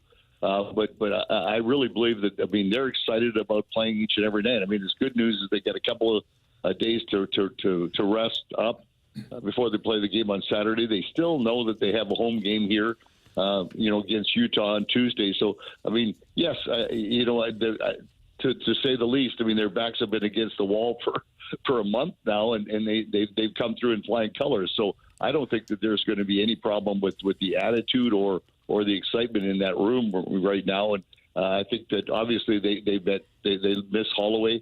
Parayko may be back. Who knows for the weekend as well? But it's not that they're not playing with energy, and because they had great energy last night. I thought the forecheck was there. They didn't get as much, into the offensive zone the last couple of games as they'd like to. Obviously, Winnipeg they didn't, but I don't think that there's any problem with the excitement or the attitude that they have right now, and they'll be ready to go on Saturday. But the pressure is even on them more now with Calgary continuing to win, and they know how hard it's going to be. For a few games in a row now, the Blues have given up those frustrating goals late in the third period. And as you look around the league, there's all kinds of craziness going on late in games. See, the Flyers scored 6 goals in the third period last night, gave up 3. The night before, Vancouver scored, 6 goals in the third, 5 goals in the third period. Is it just a fluky thing that happens now and then, or might it be this time of year players and at the end of games are just getting a little bit tired? Yeah, I would say more that, Doug. The players getting a little tired, and I think, the game, that was incredible, the game the other night, as you said, in Dallas there. For Vancouver to score 3 goals in the last minute, that's the first time, I guess, it's ever been done in history in the NHL to score 3 with your goalie pulled in the last minute and then win it in overtime. But I think it's sometimes you got a 3-goal lead, you score that empty net goal, and then, you relax because, oh, God, the game's over. They got no chance now. So, it just goes to show that you got to play the full 60 minutes. And if you lose your concentration, goaltender loses his concentration a little bit, and then things can happen. So I think that those are good lessons to learn for everybody at the end of the game. Don't stop playing until the final buzzer goes. And I think it's exciting for fans. It's exciting for the game for things like this to happen. But I think it has a lot to do probably with mental fatigue more than anything else. Bernie Federico, our guest here on TMA. This is 101 ESPN. And you can watch the program anytime on the TMA STL YouTube channel. Bernie, the health of the team, one player possibly on the verge of coming back here shortly, and Colton Parayko, and then Dylan Holloway and his situation. Certainly the reports have not been particularly encouraging there. What are your thoughts on the possibility of the jump the team would get from Parayko returning maybe as soon as Saturday night in Seattle, and what that would mean, and then the impact the lack of Holloway has had so far on the Blues? I'll speak about Holloway first. Tim has said, Holloway has been a big factor because, the Blues have had two really solid lines that are very offensive, and Holloway was maybe a bigger part of that than we would have ever imagined. But he kind of was the offensive threat there, playing with Shen and Kyrou, and that gave the fact that you could have Thomas and Buchnevich play together, and whoever you want to put, whether it be Bolduc or Neighbors, could go in on line. You get two lines that really can be very, very dangerous. And now the element is not there anymore with Holloway gone. And I think that really has been a kind of a real factor that probably really factors in on the way the offense has to go on this hockey club right now. And I think that's really been a big part of the lack of the maybe the scoring chances that the Blues have had over the course of the last 2 or 3 games now. So I think that's going to continue to be a factor, but someone's got to step into that role. I mean, Snugger's getting that chance, Bolduc's getting a little more of that chance, and we'll see where that goes. But certainly to have all the way out of the lineup is a huge factor, because I mean the dynamics of this hockey club has really, really changed. With Fedde coming back, I mean, it's always good. One of your best players comes back, it always helps you, whether it's offensively, defensively, whatever his job is going to be. I mean, I think we all saw that. I mean, McDavid was the best player in the game, and for him to come back last night, you could see the difference with that Oiler team. I mean, that was a secret coming that he was even going to play last night, and I even said yesterday, well, the Blues are going to have an easy 2 points tonight because, no Draisaitl, no McDavid. I mean, that's really the heart and soul of that hockey club. And then all of a sudden he shows up and plays last night. So I think that you saw the dynamics of that team change so quickly. And I think that Fedde can do that too. Now, whether or not he can add to the offense, I mean, the Blues are going to have to play a real solid, much more solid defensive game. In Seattle, they play a solid defensive game, and the Blues are going to have to play for a 2-1 game in that game. And I think that's kind of the way they have to play right now as they get set for the playoffs. But certainly, it'll be nice to have Fedde back if he does come back on the weekend. Bernie, we haven't talked to you since Ovechkin set the record past the great one, Wayne Gretzky. I would assume even in the game, people thought there's no way anyone will ever top 894. In the last couple of years, we knew it was a possibility with Ovechkin. Did you think at the time when Wayne left with that nearly 900 goals that was insurmountable? I did. I thought the whole show that he put on was insurmountable with the goals, assists, points. What he did is just it's unbelievable, to be honest with you, when you think he's more than 1,000 points ahead of anybody else. I mean, he's got more points than anybody else, or more assists than anybody has points in the league, in the history of the league. So yeah, it's quite shocking, but it certainly is great for the game. I just love the way everything was portrayed the other day when he broke that, to have Wayne there. Wayne's got so much class. The way he handled that, the things that he had to say about Gordie Howe and how his dad talked to him about breaking records and records being broken. I think what the NHL did it was the afternoon, I guess, it was absolutely fantastic, stopping the game and doing all the hoopla they had, even though it wasn't even a home game. It was in New York. So I loved what I saw, and I'm still shocked that he did it, but hats go off to Ovechkin. I mean, what a scorer, and to think that he's almost 40 years old and he's still 42 or whatever, 43 goals he's got this year and being out for a month with a broken leg. So there's special players that come into the league very, very rarely, and certainly Ovechkin is one of those as well as Wayne is. Bernie, I've still got the Blues as having a 98.5% chance of making the playoffs. Are you that confident? Yes, I am. I mean, yes, they got 4 games left. I mean, they get 3 of the 4 at home.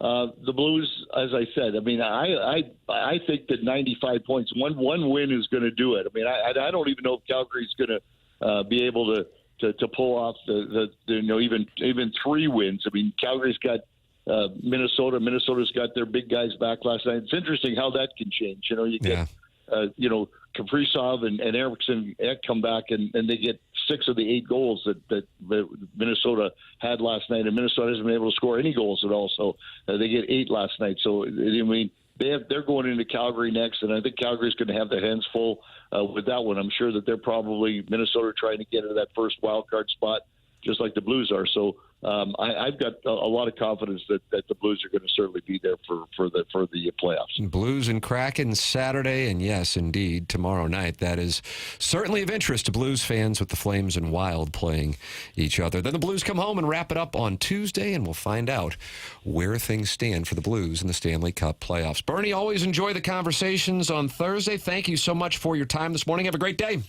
Thanks, gentlemen. You guys too. All right. That's Bernie Fedderko with us here on TMA, joining us on the Callier and Thompson phone lines. And Doug, he believes, just like you do, that the Blues have a 98.5% chance of making the playoffs. That's about right. It would take a real shocker at this point not to get in, wouldn't it? They'd have to lose their last 2 probably, and Calgary would have to almost run the table. And that would be a shocker. Yeah. One thing that I'm hoping for tomorrow night is a no 3-point game. And I think, Martin, you're right.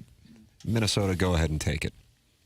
You just want Calgary to lose, get them out of the way. It's down to 3 teams for 2 spots. You're still in great shape. You just don't want to make it too interesting, Doug. Mm-hmm.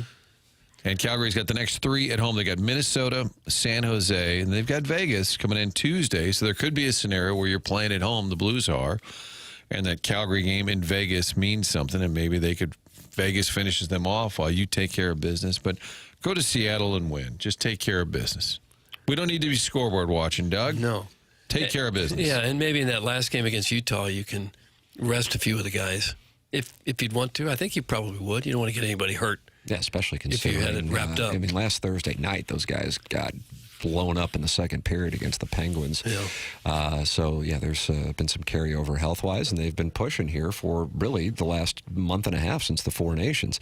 Doug, is it 1992 or is it 1993? Because when I gaze at the leaderboard amongst the azaleas, why, look, it's Fred Couples and Bernhard Langer, both at 1 under par and a stroke off the lead of winning their first, second, third, fourth, fifth Green Jackets. Okay. Why, what a miracle we have in Georgia this morning as the 67-year-old Bernhard Langer is 1 under par, and there's Freddie Couples, maybe motivated by Houston's last possession on Monday night, starting strong at the Masters.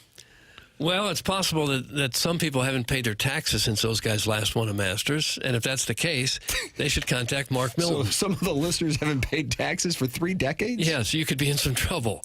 You know, they've been busy texting the show, Doug. Right, and you just keep forgetting. Year after year, you forget, and you don't file your taxes. What are you going to do then? Well, that would be a tough one for Mark Milton, but if anybody could get you out of hot water, it would be him. He's done it for a number of years now, used to represent the IRS in tax cases throughout the country, and even received the DOJ's Outstanding Trial Attorney Award. This guy is not just the best in St. Louis, he's one of the best in the entire country at getting you out of IRS trouble. Maybe you've got 30 years of unfiled tax return, maybe just a year or two. Doesn't take much to get in trouble. You can have tax liens, bank levies, wage garnishments. The IRS can make life extremely difficult for you unless you have somebody like Mark Milton in your corner. He helps individuals and small businesses solve their tax issues. You'll be saying, I'm not guilty. I'm with Milty. If you have any kind of IRS problems, contact Mark Milton at stltaxlawyer.com today. Remember, the choice of a lawyer is an important decision and should not be based solely on advertisements. There it is. Mark Milton, longtime sponsor here on TMA. Support the sponsors. That is the name of the game. Your leaders right now at Augusta National. Mike Weirdoug was at the leaderboard, but he is no longer. It's Zach Johnson at 2 under and Chris Kirk at 2 under. Zach Johnson would be 2007. Okay. It is. Scotty Scheffler will be on the golf course here very shortly.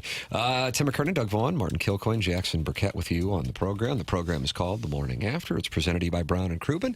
We are in the Fisher Window and Door Store 8 o'clock hour on TMA 101 ESPN and the TMA STL YouTube channel.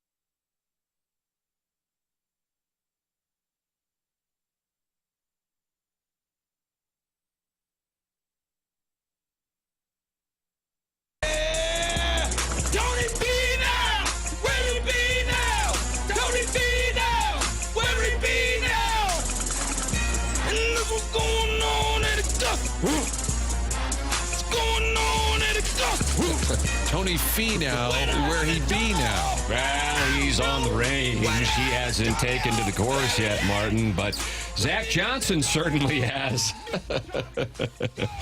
He's 2 under par, along with Chris Kirk. Aaron Rye, a very chalky pick going into this. Doug, you liked his strokes gained tee to green. And, of course. You were Where all else would over you him. go? And you want to be tee to green, don't you? Were you playing tee to parking lot?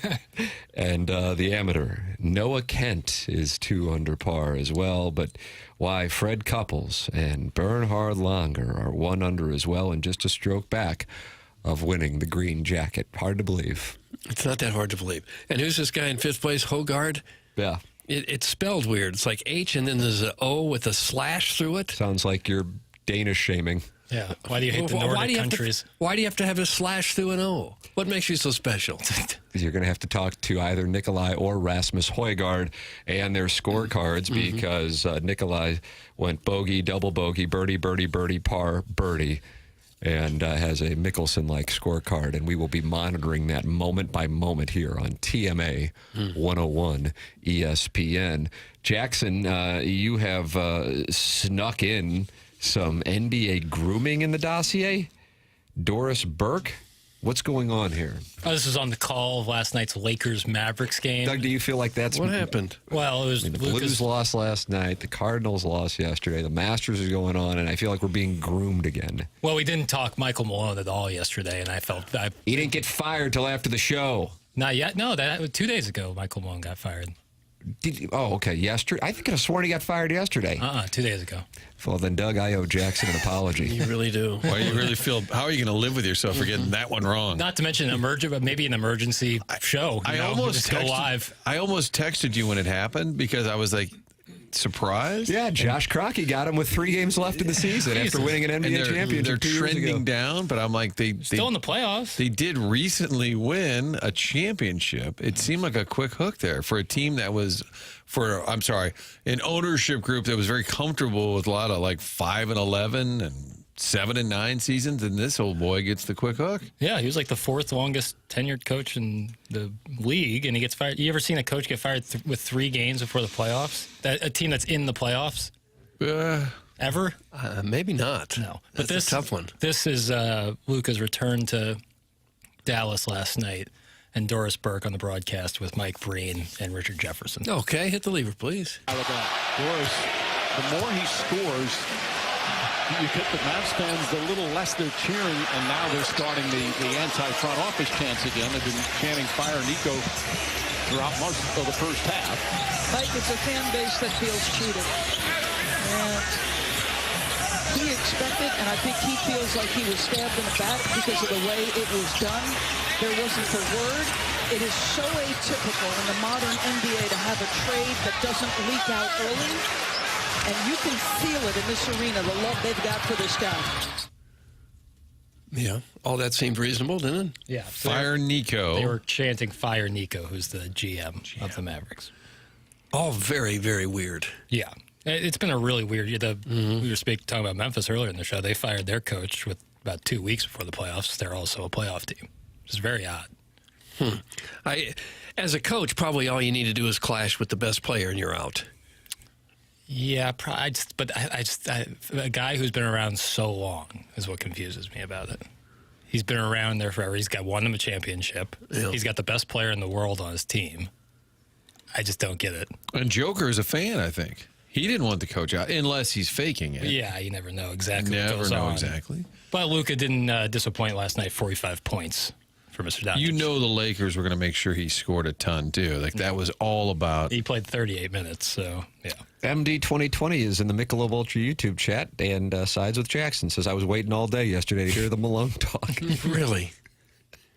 Because we spend so much time with the Denver Nuggets here. Well, you pull for Kroenke teams. And pull against them, usually.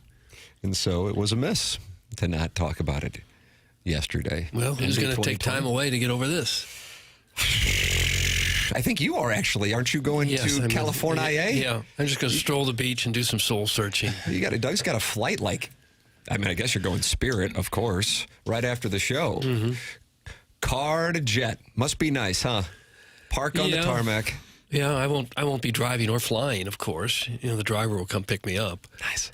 And I could pilot the jet if I wanted to, but I'm not going to. I'm going to relax this time because I need some soul-searching time. And you're going to reside in your suite on your private jet en route to... Where else would you reside? Man, yes. So nice. I'm just happy if I can get B group in Southwest. Oh, God, you got to get on 24 hours ahead, and you got to be ready. You got to get, like, click B42. Like, but now they're doing reserved seating, yeah, which I don't like. And paying for bags. Brutal. But Doug flies private. Yeah, I guess you bypass all that red tape. I get a free bag because I have a Southwest credit card. Must be nice. Yeah. Well, you could have one, too. It doesn't cost anything. Sure. Free bag of peanuts still? Is that a thing? Makes it all worthwhile. Sometimes pretzels. Pretzels. Doug, the YouTube chat is brought to you by Michelob Ultra. 95 calories, 2.6 grams of carbohydrates. It's only worth it if you enjoy it. Michelob Ultra, sponsor of the YouTube chat on TMA. And you can watch the program with 243 of your closest friends. YouTube.com/TMA STL. That is where you can watch the program. And, of course, you are welcome to participate by calling in 314-974-0101.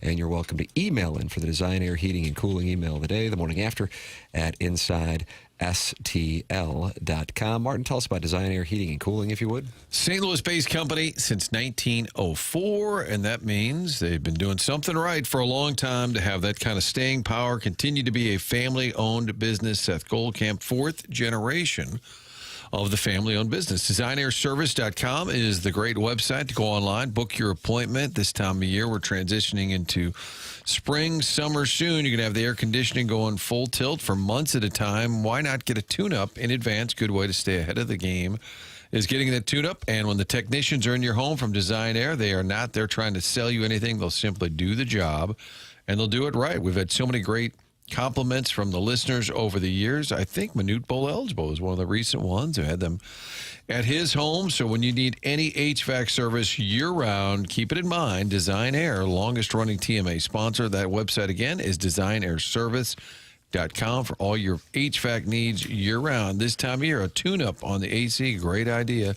Check in with the folks at Design Air. From The Athletic, a column just posted moments ago regarding playoff teams in the Western Conference and the turnaround specifically with regard to the Blues and why other teams have fallen off. Reason for hope for the Blues. St. Louis has the best record in the NHL since February 1st. How about that?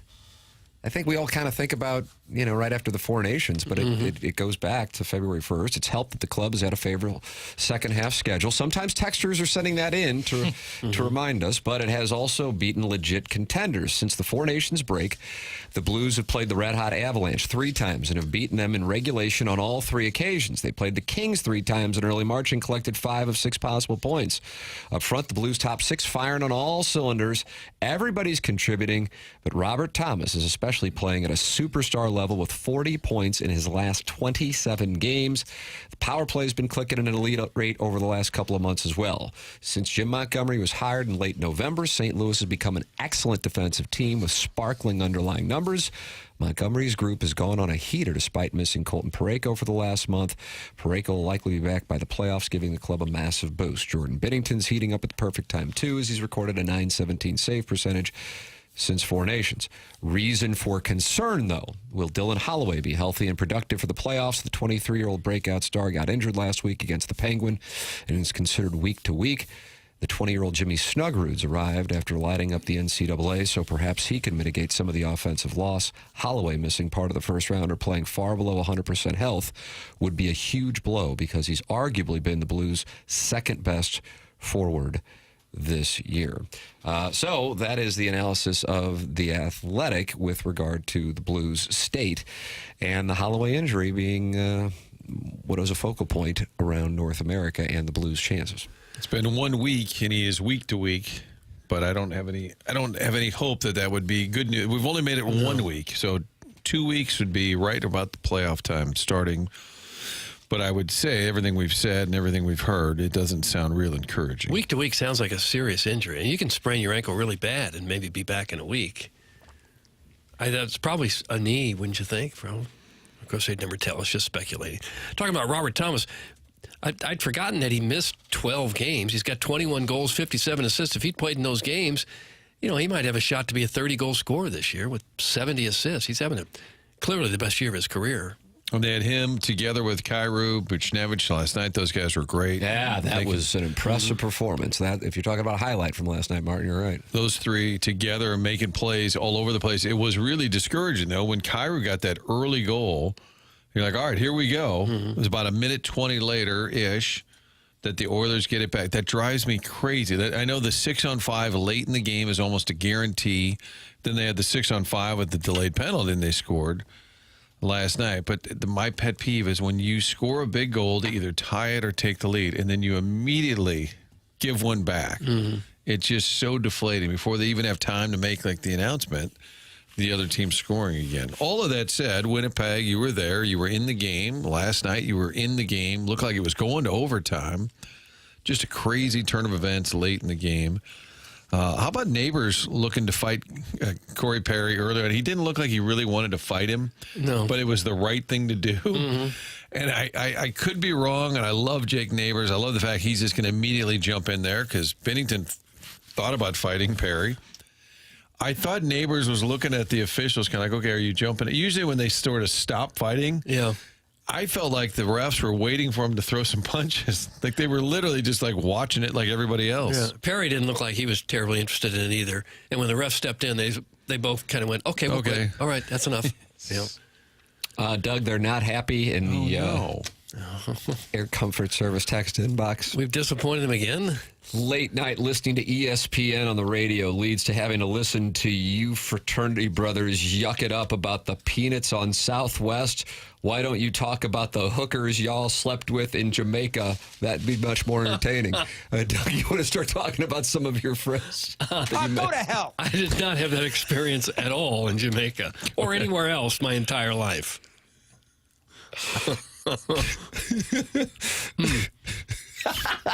That's what they want us to talk about? We'd have to make it up. Didn't like the conversation regarding Southwest having peanuts. Would like more talk of prostitutes in Jamaica, however. Were they being sarcastic? Martin, as you have learned on the program, the text history can usually give you the tell. No, not being sarcastic. Oh my gosh, listen to this guy. Yep. Perry is a dirty piece. Literally skated right into Binnington's pad. F him. Okay. That's from Scuba Linneman, and he's not happy with Corey Perry. Yeah. And boy, that Binnington. Ooh, cats and dogs. Jumped when you right upset him. Ooh, cats and dogs.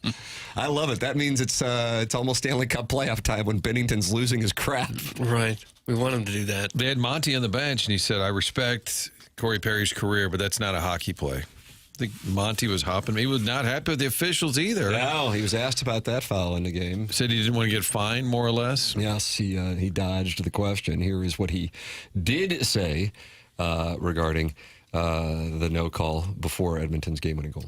I'm not going to comment on refereeing because it's a fine, but the video the net came off at the end. It didn't come off by itself. Yeah. It was a good way of answering it without answering it, I thought. Right. I like to watch the YouTube postgame, or the postgame on YouTube, because that way you can kind of catch the unspoken way in which guys or coaches will answer the questions. And so he was prepared for that question, gave a great answer, and expressed his unhappiness with it without necessarily going after the officials, but helping to explain his and the Blues' perspective on it. There was one that went the Blues' way, too. There was a play where Robert Thomas just grabbed Skinner's jersey and held on to him, keep him from skating, and that was a no call. So that usually evens out pretty well. They flew to Seattle last night, so they got a little downtime. Don't play till Saturday. We're getting into logistics now. I like a little logistics, I do too. but I'm saying now they can just kind of relax a little bit, freshen up, rest up. Go to the fish market. Go to they always, I'm sure the way we refer to the network coverage of Rams games with the stock footage of people rolling up and down in paddle boats on the Mississippi. I guarantee Seahawks fans in Seattle are tired of the fish throwing bump in. Right. Usually about mid-second quarter. Oh, look at this. Over at Pike's Place Market, the fish, the salmon being thrown around. The guys love it, I think. Get their chance to be on network TV. That's all that happens in Seattle. Yes, they're just throwing fish everywhere you go. They're just throwing salmon in the air. But a nice little break for the boys. Right. You get the win there Saturday and take a deep breath. I think. You got him at 98.5%, and it looks like it's Blues and Jets. Hello again, everybody. No, well, it's not the matchup Jamie Rivers wanted. Yeah, he wanted to go to Vegas. A lot of us would rather have seen them play Vegas, but whatever. Just happy to get in at this point. Because it sure didn't look like that for most of the season. It didn't look like they had a prayer. I do think a week ago, everyone was sort of expecting a deep playoff run, and now people are like, oh, let's just get in. And I actually think it's more about the way they've looked without Holloway, and it kind of highlights his importance. That's what I think.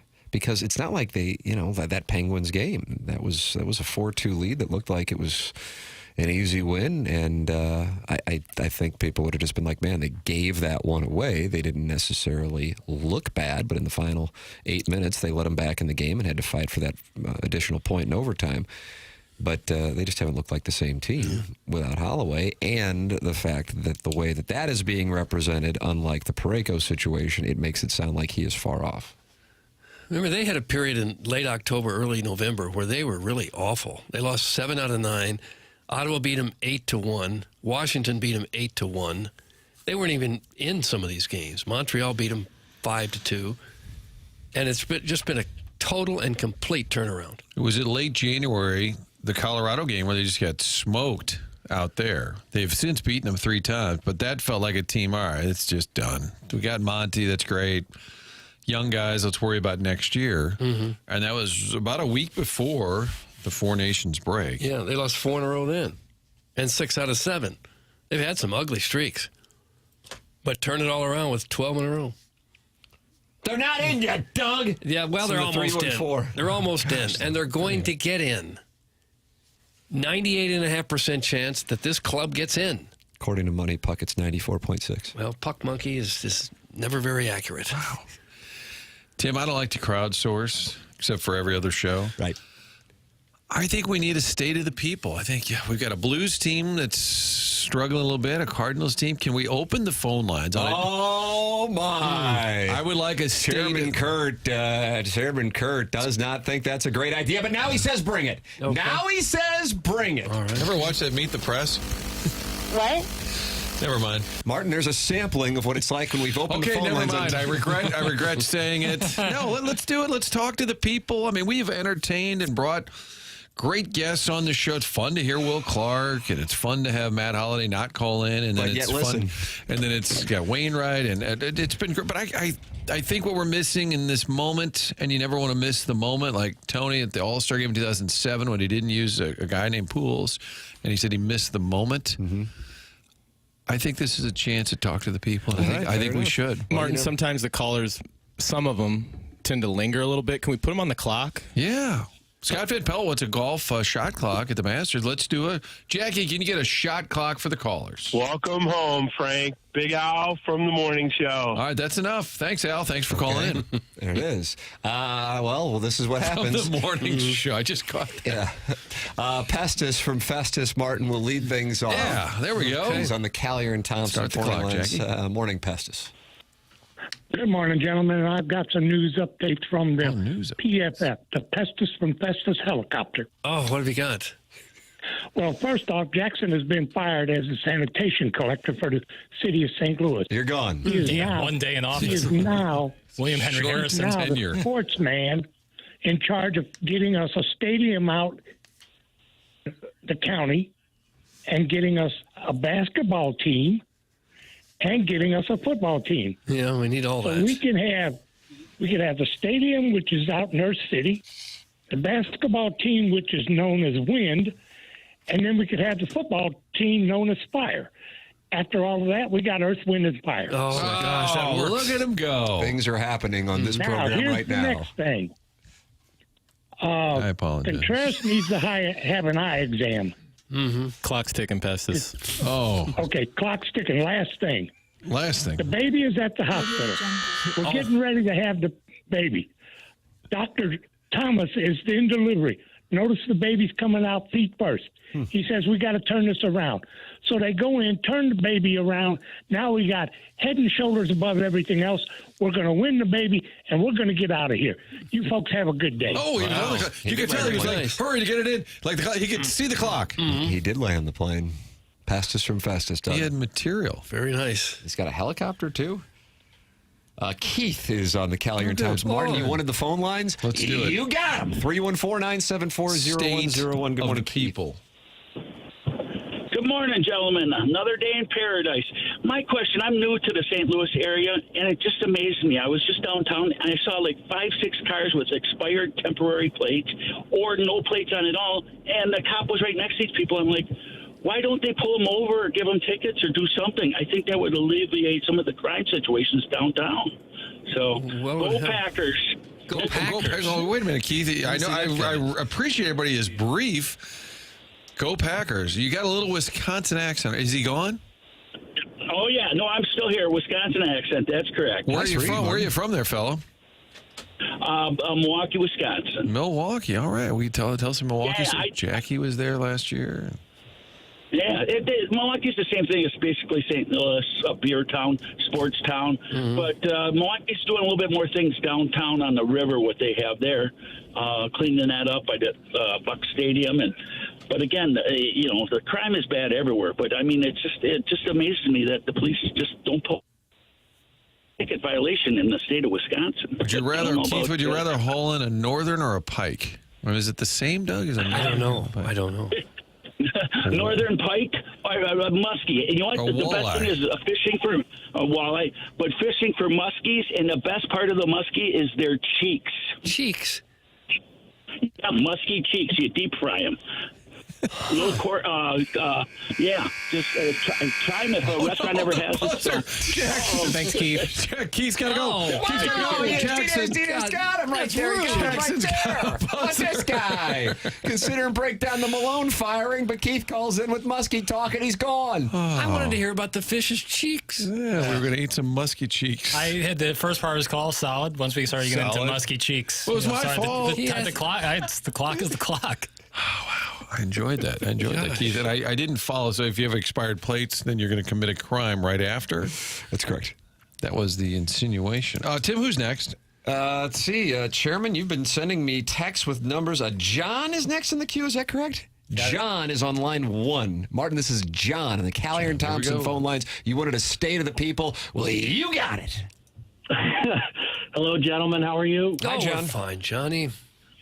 I am a longtime listener. I have never been on live air with you guys. So you guys make my mornings awesome. I drive all 3 of my kids to school in the morning, and it's nice for them to hear a bunch of grown, immature men talking in the morning. Oh, that could be a promo. That could be a promo. How old are the kids? This could be a problem.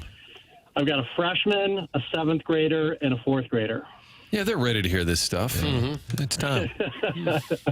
Hey, I wanted to ask you guys your opinion. Like, for some reason, nobody talks about it on Sports Talk Radio.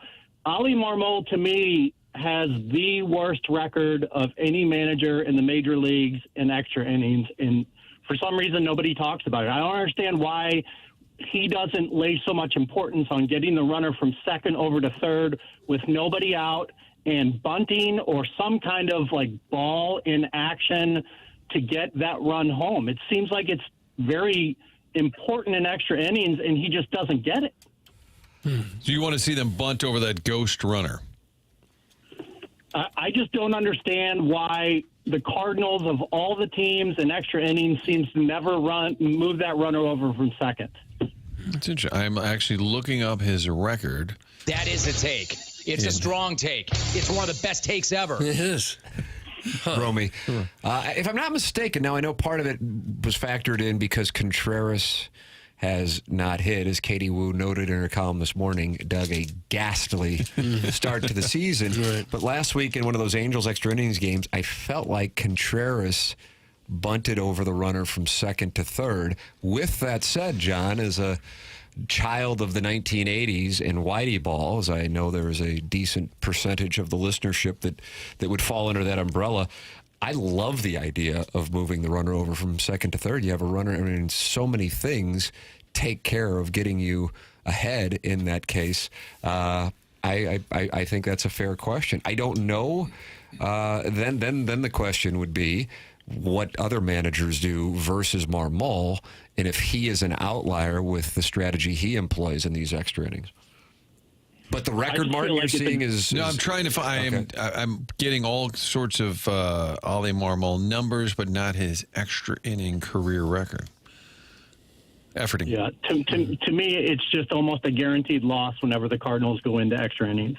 Well, that's almost been this year. I know as a base runner, it's a tough base running play when you're at second and they're bunting. It's not an easy base running play. You're already in scoring position. You don't want to make the risk of getting thrown out at third base on a bad bunt or one right to the pitcher or something like that. And if you don't bunt, you have 3 chances to get a hit to bring him home as opposed to 2. So I think that would be the argument against it. I'm not saying I'm against bunting him over. I'm just saying that it's not as easy just to say, let's bunt him over and he's standing on third base. It's kind of a difficult play. But it's the big leagues, fella. It is. And also, I do think it's fair, and a number of people have texted this in since you brought it up, John, is that perhaps at home that would make sense, but on the road, getting just 1 run isn't necessarily the optimal strategy. If you do bunt over, then at that point you are, increasing your chances of, at best, having 1 run. So I do follow that thought process. At the same time, the Cardinals lost 2 extra inning games at home last week, so it would speak to the Cardinals' reluctance to go that route. But again, the extra inning record problematic for the Cardinals to start the campaign. It may also have something to do with the fact that some of their bullpen pitchers have not pitched very well. And so when you're using the bullpen in the extra innings and they're getting hit. Stevie Matz was out there looking for another save. Mm-hmm. First time he'd ever pitched in back-to-back games. Now, largely he's been a starter. That's part of it. I'm kind of in the oh-no camp now when Roycroft comes in. Someone needs to get him in the post. He looks like he's about 7'1" out there. Oh, I think meant the paper. Nope. It's always NBA Moss in grooming. the house. Yeah, absolutely. He looks like he could play the 4. Now, I do think Fedde wasn't going to pitch a 9-inning no-hitter. I do think there's an argument. So I don't mind him like, oh, it's a no-hitter, like the sacredness of that. I do think you could argue, do you try 1 more inning because your bullpen had been used a lot over the past week? I think that's an argument that could be made as well. Somebody did point out later that the picnic table bump is now gone. That we delivered back in February. That is now gone. Yeah, they were 3-0 with the picnic table. No buzzer, Jackie. What happened? He buzzed Keith quickly. John got a longer He didn't like run. fish. He doesn't like outdoors talk. Wow. Yeah, not much of an Such angler. a southerner. You didn't like the northerner coming on the show, did you? Yep. And John brought a... this John? What's this guy's name? John? What's this guy's name? God, We've had a lot of disrespectful. several callers in this last couple of minutes. Let's keep them rolling. John and Baldwin. So John and West Baldwin. County for a lot of you Ladue people, but really, like I find myself people. central. John, thanks for the call. We've got more to get to, except probably nobody on hold right now. So call in at 969 Thursday Fun. 969. That's what it's called. 969. That's the phone number. 969 Thursday Fun. Thanks for taking my call, guys. You're still there. Oh, you just got the buzzer. Martin's Dangly Bits is on. Oh, wow. Martin's Dangly Bits, you're on with Martin. MDB. Hey, fellas. How we doing this morning? Oh, we're fine. Thanks. I'm a pretty new listener. I started listening after Randy got unceremoniously fired. And I just want to say, I know a lot of people call and jack around, but you guys, since I've started listening, have truly changed my life. Really? In what way? Yeah. Well, I used to suffer from insomnia, and most times when I'm working, I have to listen to the podcast at night. And when I hear Doug's silky, smooth voice, it just puts me right to sleep. Is that right? Barry White does Soothing. the night. The only problem with that is that, I usually wake up with my Hello Kitty boxers stuck to my legs from all my man juice. Okay, that's enough. How did that happen? Put it up, Kenny's mic. Buzz his ass. Wow. He seemed like an older gentleman who was kind of doing material that we were like... He wasn't doing it. He just was telling a story. And then Doug found it to be not hot. No, I didn't find it to be that hot. We were having Thursday fun phoning Gosh, and then that happens. Oh, gosh. Doug, that was troublesome. That's from Floyd Velvet. Yes, it was. Floyd Velvet. Very troublesome. Did Floyd's dad own all those Velvet Freezes down around town? And you have Velvet Freeze gift cards, you said? Just have a cone. Probably just a single dip because it's been used a few times. I think there's a Velvet Freeze. Gift cards down to like only having $1.50 on it. And an ice cream place. Nonetheless. Down to Hockey and pie. I hold off on the sprinkles. Boy, they really like Martin's dangling bits in the air comfort service text inbox, Doug. You guys just got it. That's from Jackson's buddy. His name is Sweet Kai, and he was scolded by a woman who was not happy that Sweet Kai was with the woman that she wanted to be with. No. And that was right across the street here, I believe that happened. Buy at the very least. Buy at the very least. Seemed like maybe full bore. They're usually with the callers is right at the first voice note. You can kind of tell if they're going to be goofballs or if they're, really new to the program. And that guy sounded new to the program, so I didn't see that coming. Yeah, he got potted down, too, I hope. He got buzzed. Yeah. You didn't suspend him, though, I noticed. I may if he ever calls it again. Then you're applying tariffs to tariffs. That's right. These suspensions too. I've noticed that's a new addition to the suspension log. Tim's toothless boy got a 20% tariff 2 days ago. Yeah, he doesn't feel good. He's active in the text inbox. He'll negotiate. The Michelob Ultra YouTube chat is also active, and you are welcome to participate in there. It's youtube.com/TMA STL. And now we head to the Azaleas, Doug, where we have a 8-way tie at the top of the leaderboard. This playoff is going to be something else. Well, it could be because they've only played a couple holes. Tell Jonathan Vegas, who's on the back nine. Okay, if I see him, I'll tell him. Nikolai Højgaard, Zach Johnson, Chris Kirk, the amateur, Noah Kent, Aaron Rye, who wears 2 gloves, Brian Harmon, Jackson's friend, the happy little hunter is what he calls him, Steven Yeager, and Benny On. All tied at 2 under par and getting ready for a playoff to decide. Too early. It's too early for that talk. It's not even moving day. And why does Højgaard think he needs a slash over the 0, over the O in his name? Suspend him. Well, I'm close. I'm really close to it. Trying to have some patience today with some of these people. Yeah. And Bernhard Langer and Freddie Couples both just a stroke off the lead as they try to turn back the clock to the early 1990s here at Augusta. Kenny Perry is on the 12th. It's probably like the most pretty relaxing for Freddie Boom Boom Couples to just kind of go out there, know you're not going to win, and just kind of get to play Augusta and hang out. Yeah. Probably is really fun Thursday and Friday. Yeah. Well, he's still good enough that there's a chance he could make the cut. He can make the cut. Yes. Yeah. It'd be awesome, though, if he won. Oh, my God. I think Nicholas, at 59 years old, kind of made a run.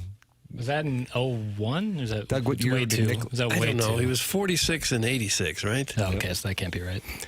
I got Marmol's record in extra innings at 22 and 23 in the career. And that is the worst in baseball? I didn't look into all the other managers, but probably about the norm, like 500-ish. I would think. Kick Højgaard off the tour, Doug. That's in the 314. This guy. Well, if he continues to put the slash through the O in his name, I might.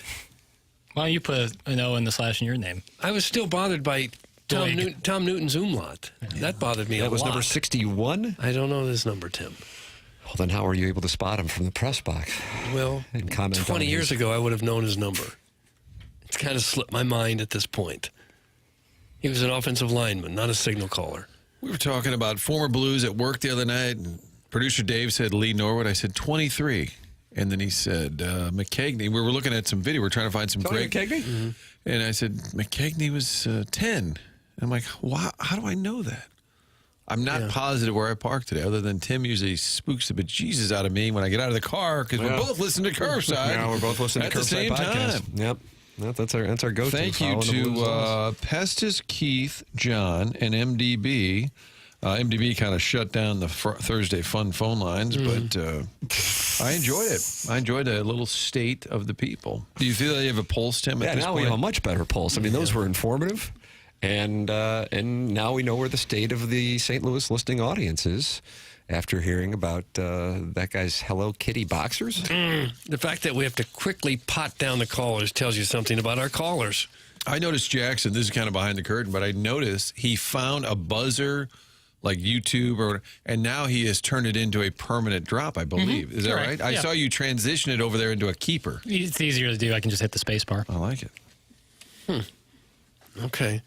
Tim, it's 9-2 almost. How would you react to seeing some seat squatters sitting in the aisle? That's I saw that story on, I think it was on The Athletic yesterday or ESPN.com, that this has become a real problem at sporting events. I'm actually intrigued. Seat squatters, yeah. That is in Jackson Stiefel dossier. That is coming up. Seat squatters.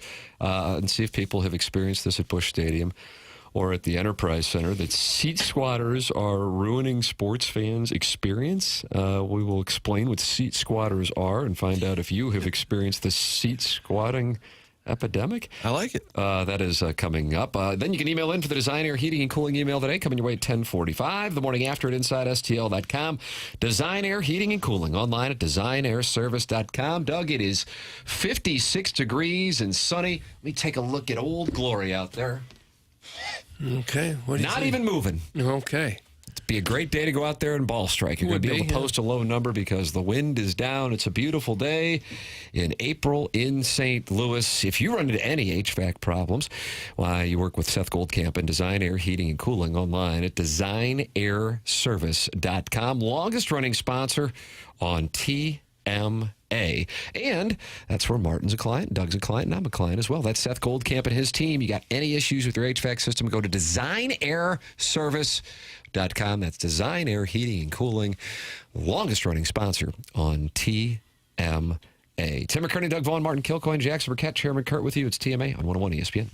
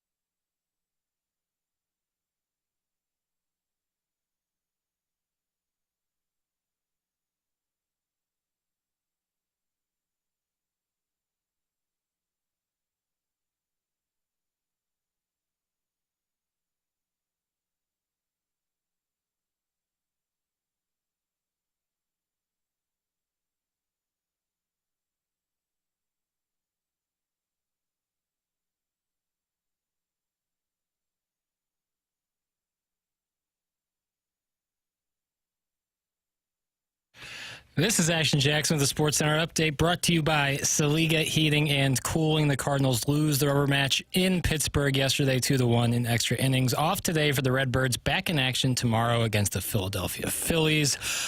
Andre Plante on the mound for the Cardinals. That's going to be a 7:15 first pitch. That was another Sports Center update brought to you by Saliga Heating and Cooling, an independent American Standard heating and air conditioning dealer.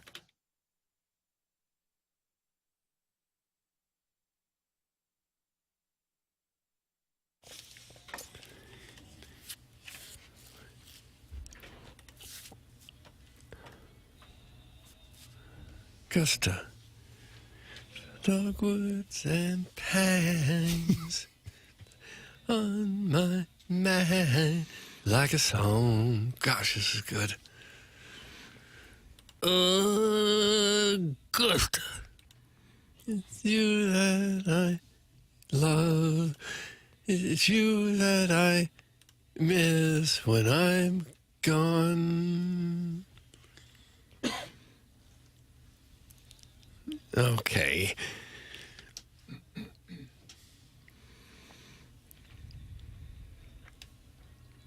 Oh, gosh.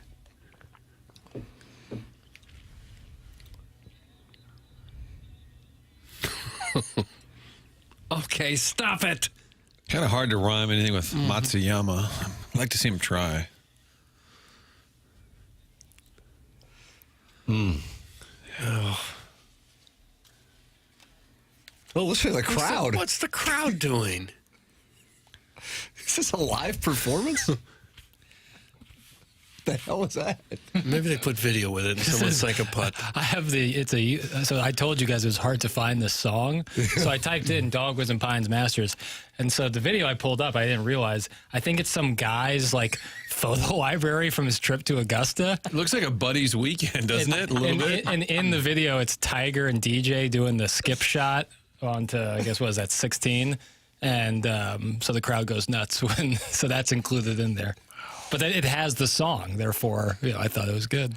Dylan was enjoying you singing, Doug, and he wrote, "Serenade me, Dad." Oh, well, Dad.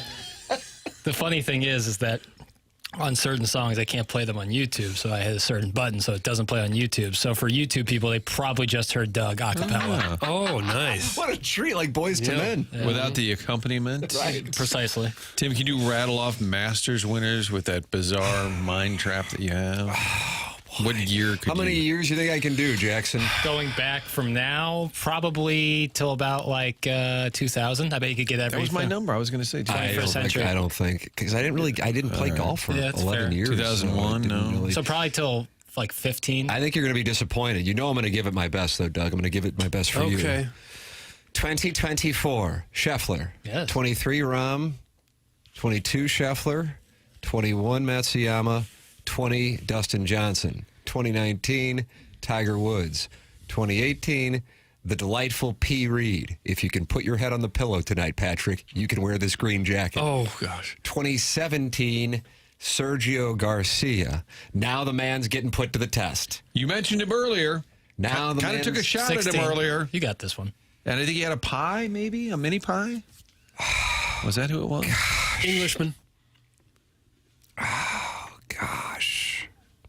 See, I'm just telling you, that's not strong. It's right when I got back. We were making fun of him earlier. You said he was the most random winner. Oh, Danny Willett. Yeah, so that means Spieth 2015. What happened to Jordan Spieth? If I could have a quick aside. Kind of, I think, similar to Max Homa's regression. Kind of, well, he had injuries, but Homa's kind of messed with his swing. These guys try to chase distance, and it can throw them off. So Spieth 15 was Watson. 14, Bubba 13 Tom. Adam Scott. Yes. 12. You just mentioned Watson. Yeah. This is a tough one. And then it starts getting random around this time. I remember 11 being. I don't know if you know Charles it. Schwartzel? I was thinking, can you even spell it? Yes. Charles Schwartzel. Schwartzel. Had the buzzer ready. 2010. Oh, Doug. Big name. 2010, Phil Mickelson. Yes. 2009. We got a Trevor Immelman in there somewhere. We got Zach Johnson in 07. I'm not. Hold on, I'm not there. I'm workshopping it. You're close. You're all around it. Oh, God, Doug, I want it so bad for you. Well, I don't care if you get it. So we're in 2009. I'm going to tell you that you got Zach in 07, correct? You had Immelman in 08. He's back after serving time in Argentina. Cabrera. Yes. 2008, Immelman. 2007, Zach Johnson. 2006, now we're back in Tiger Phil land. Phil? Yes. 2005, Doug, Chris DeMarco didn't know what hit him. In your life, have you seen anything like it? Vern Lundquist. Vern Lundquist did not win. He finished second. 2004, Mickelson. 2003, the cute little left-hander from Canada, Mike Weir. I feel like Tiger's never a bad bet on the anything from 02. Is Jackson giving it to me? I don't know. I don't know the 02 winner, but I would say Tiger's a pretty good guess. I'm going to go Tiger 2002. Martin is not happy, and now people are going to say that was tainted. And now people are going to say it was tainted. No, you would have got that. Thank you, Chairman. That's why our alliance. I'd say this is now under protest, but continue on with this fraudulent quiz. 2011?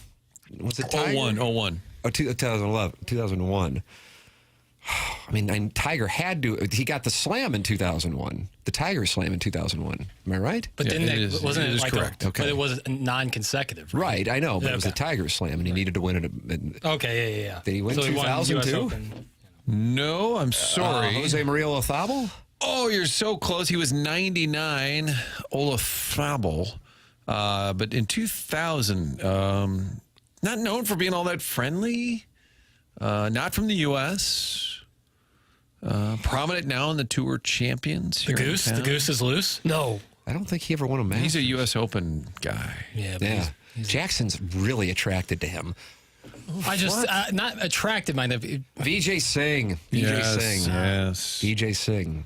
I was in Seattle when he won the PGA in 1998. Doug, that was Sahali. Okay. And I was covering the tournament, and I asked for an autograph. Oh, did you really? And Jay Randolph Jr. was incredibly amused to see a guy he was working with run up to the guy who won to get an autograph. I was 21. Did you get it? I did. I still got the 1998 PGA Championship hat with Vijay Singh's autograph on it. Okay. 99 was Olazabal. Yeah. 98. Friend of Tiger's. Not a lot Marco of those. Mera, Yeah. 97 Tiger. 96 would be Faldo. 95, Gentle Ben, collapsing after his friend Harvey Pennick passed away earlier in the week. 1994, Doug. I mean, now we're going back. I'm in high school now. Okay. You're probably in the basement drinking shots of whiskey. Yeah, probably in the basement by myself. He's been mentioned by you already. Faldo?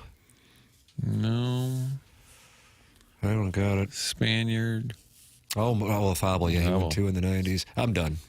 All right, Bernhard Langer in 93, and Freddie Couples in 92, Ian Wisdom from Wales in 91. What a list. That was great. It is tainted. It is under protest.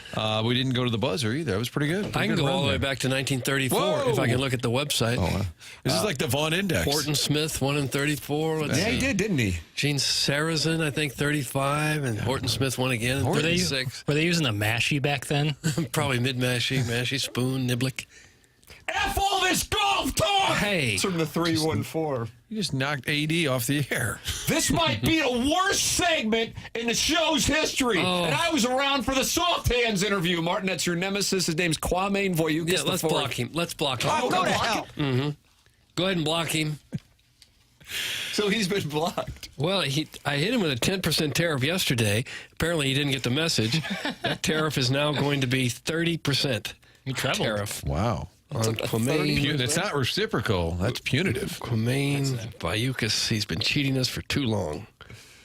Voyukis, suspension logule. He gets another 2 days. Makes 4 days, and the tariff is up to 30%. 30%. I don't like his attitude, Timmy. Kwame Voyukis. Well, he's been sideways with Martin over the surprise guests, I guess. But how could you not like Will Clark the other day? That was a home run. Yeah. So maybe Kwame Voyukis. I have one in the hopper that might top Will Clark, but I don't want to jinx it. Wow. Jackson, are you aware of this one? This is like a 6-inning no-hitter. I'm just going to walk away. Can't even talk about it. No, I can't talk about it. Chairman Kurt is in the YouTube chat, and he says that's one of the most impressive things I've seen him do, and that's a long list. Doug, gosh. That's coming from inside Don't listen to him, Tim. We could do Masters talk all show. That's from Moistest Alou. And it says in parentheses, Martin, possible burner. Might not be Moistest Alou. I can't. You can't change it? You can change it from phone number to name, but you can't change name? When I go in to change the name, possible burner doesn't come up in the name field, so I think it's just stuck in there. I can't free him from the possible burner moniker, and I apologize because I don't think he's a burner. You think Moistest Alou is legit? Yeah, I mean, like a human. I don't know if he's an Alou brother, but he is a living human. And that's, plus. Living human, Doug. I like to have humans listening. Can I apply a texter name, even though they didn't request the name Jackson? It's just somebody in the 314 who said F blank, blank, blank, all the golf talk. Right. They also texted in early, they're not in yet, assuming Blues playoff talk. Yes, I remember that one. March. Not happy with Doug for saying that they're in. 98.5%. I'm going to go through the history here. March 19th. Too bad they aren't in the playoffs yet. March 17th. Still not in the playoffs yet. March 10th. Still not in the playoffs. I would like to change this person's text name to they're not in yet. All right. Thank you. Jackson, do we as hosts have the right to change the texter's name? I want to know. Especially after the first week of the month? Yeah, we have why not? We have certain license, I believe. Change it and then blocking. I enjoy it. No, I like the theme. Change it. Not in yet. And I want them to text us next October after the first game and say, they're not in yet. I guess often, I'm a big PowerMizzou.com guy as a Missouri fan, and there'll be people theorizing on games that are a couple weeks away or something, and it always strikes me as odd when a fan will come along in the thread and scold the person for looking past, like, Vanderbilt. Like, we got to keep our eyes on Vanderbilt. And I'm going, we don't have to do a damn thing. We're not playing. We're not coaching. So, I mean, yes, this gentleman, as angry as he is about golf and the Blues not being in the playoffs, by definition, he is correct. However, I don't think there's anything wrong with discussing the possibility of the Blues being in the playoffs. No. And I am a controversial host, and I think that take just proved it. No, there is the announcer jinx. They do talk about that, like on free throws or extra points. This guy is a 96% free throw shooter. Hasn't missed a free throw in 3 games. There's no Clank. jinx. There's no jinx with Schaefer Door Company. Oh, there it is. There might be a jinx if you always say the garage door. I never have trouble with this, and then sure enough something goes wrong with it. That would be a jinx. But Schaefer Door ends jinxes on garage doors because they know everything there is to know about garage doors, residential, or if you own a big business with those big giant doors. Schaefer's experience in those as well. They have that special Monday morning standby service for doors that break over the weekend. For whatever reason, that's usually when they go, and Monday morning you get out there, try to get out of your garage and can't do it. Can't get up, and it can't go down, and you're stuck. So what do? You call Schaefer Door. That's the name you need to know. I'm going to go ahead and spell it now because there's been some confusion. SCHAEFER. Only one F in Schaefer Door. Best to call or text at 636-782-3608. This is a business, been around a while, multiple family members working there, big enough to get any kind of job done, small enough that you talk with a real person when you call them. The service techs are not commission-based. They just want to get you up and running. I've had them at my house a couple times, and my old garage door is now functioning perfectly. Thank you very much. Schaefer Door is a Lift Master partner. Their website is schaeferdoor.com. There it is. Podcast sponsor here on TMA. You can always go back and podcast the program anytime you want. It is The Morning After, presented to you by Brown & Crouppen on 101 ESPN and the TMA STL YouTube channel.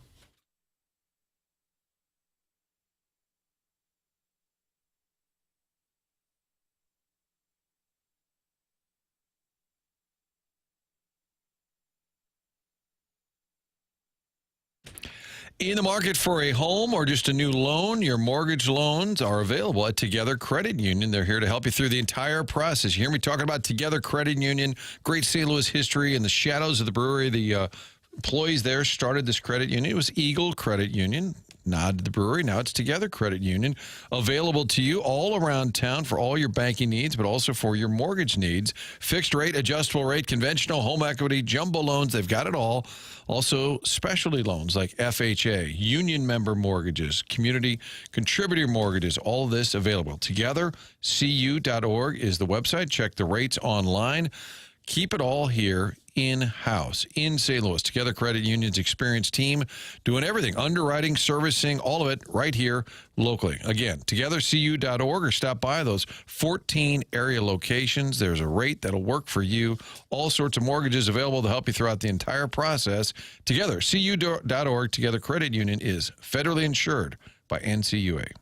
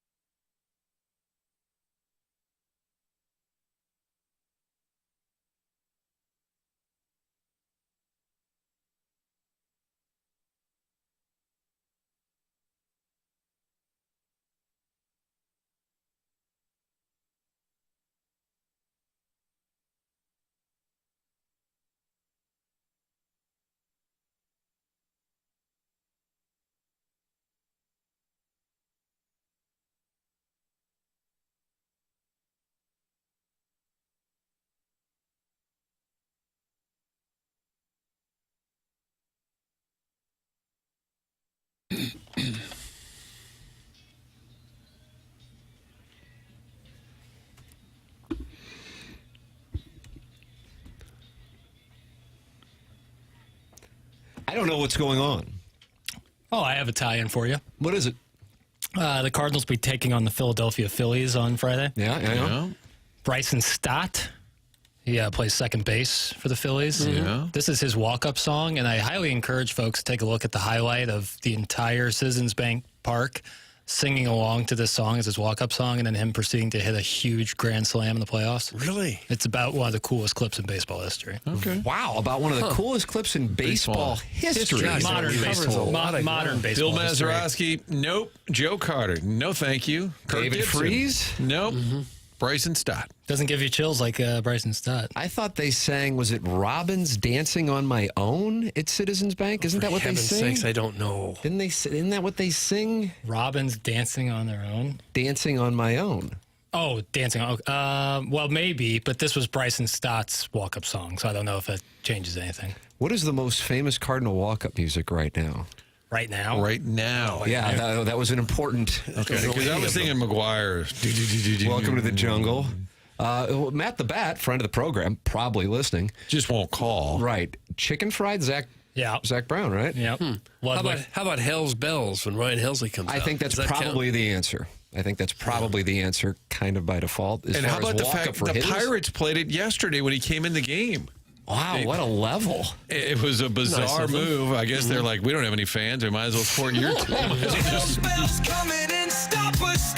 Support your team. Turn red, B-Fib, go wild.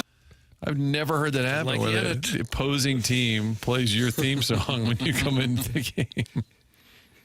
I'm looking up Cardinal walk-up songs because I haven't been to a game yet this year. Whoa. Why did you sit out the Twins and Angels series? Nice. I put together... nice. Return of the Mac is apparently one of them. Who uses Return of the Mac? This is just Mark Morrison, 1990. I just don't know. I love that song. I wish I could really? help. Good for you. He was just arrested last week. Oh, is he British? Yes, Owns he some is. Burger Kings? Okay, maybe that might be an old one. 96. Oh, it was for Bernard Gilkey. Yeah, that was just yesterday. Arenado uses Way Back by Travis Scott. That's a banger. Brendan Donovan uses Desperado by Rihanna. Eric Fedde. Well, why would Eric Fedde have a walk-up Casey song?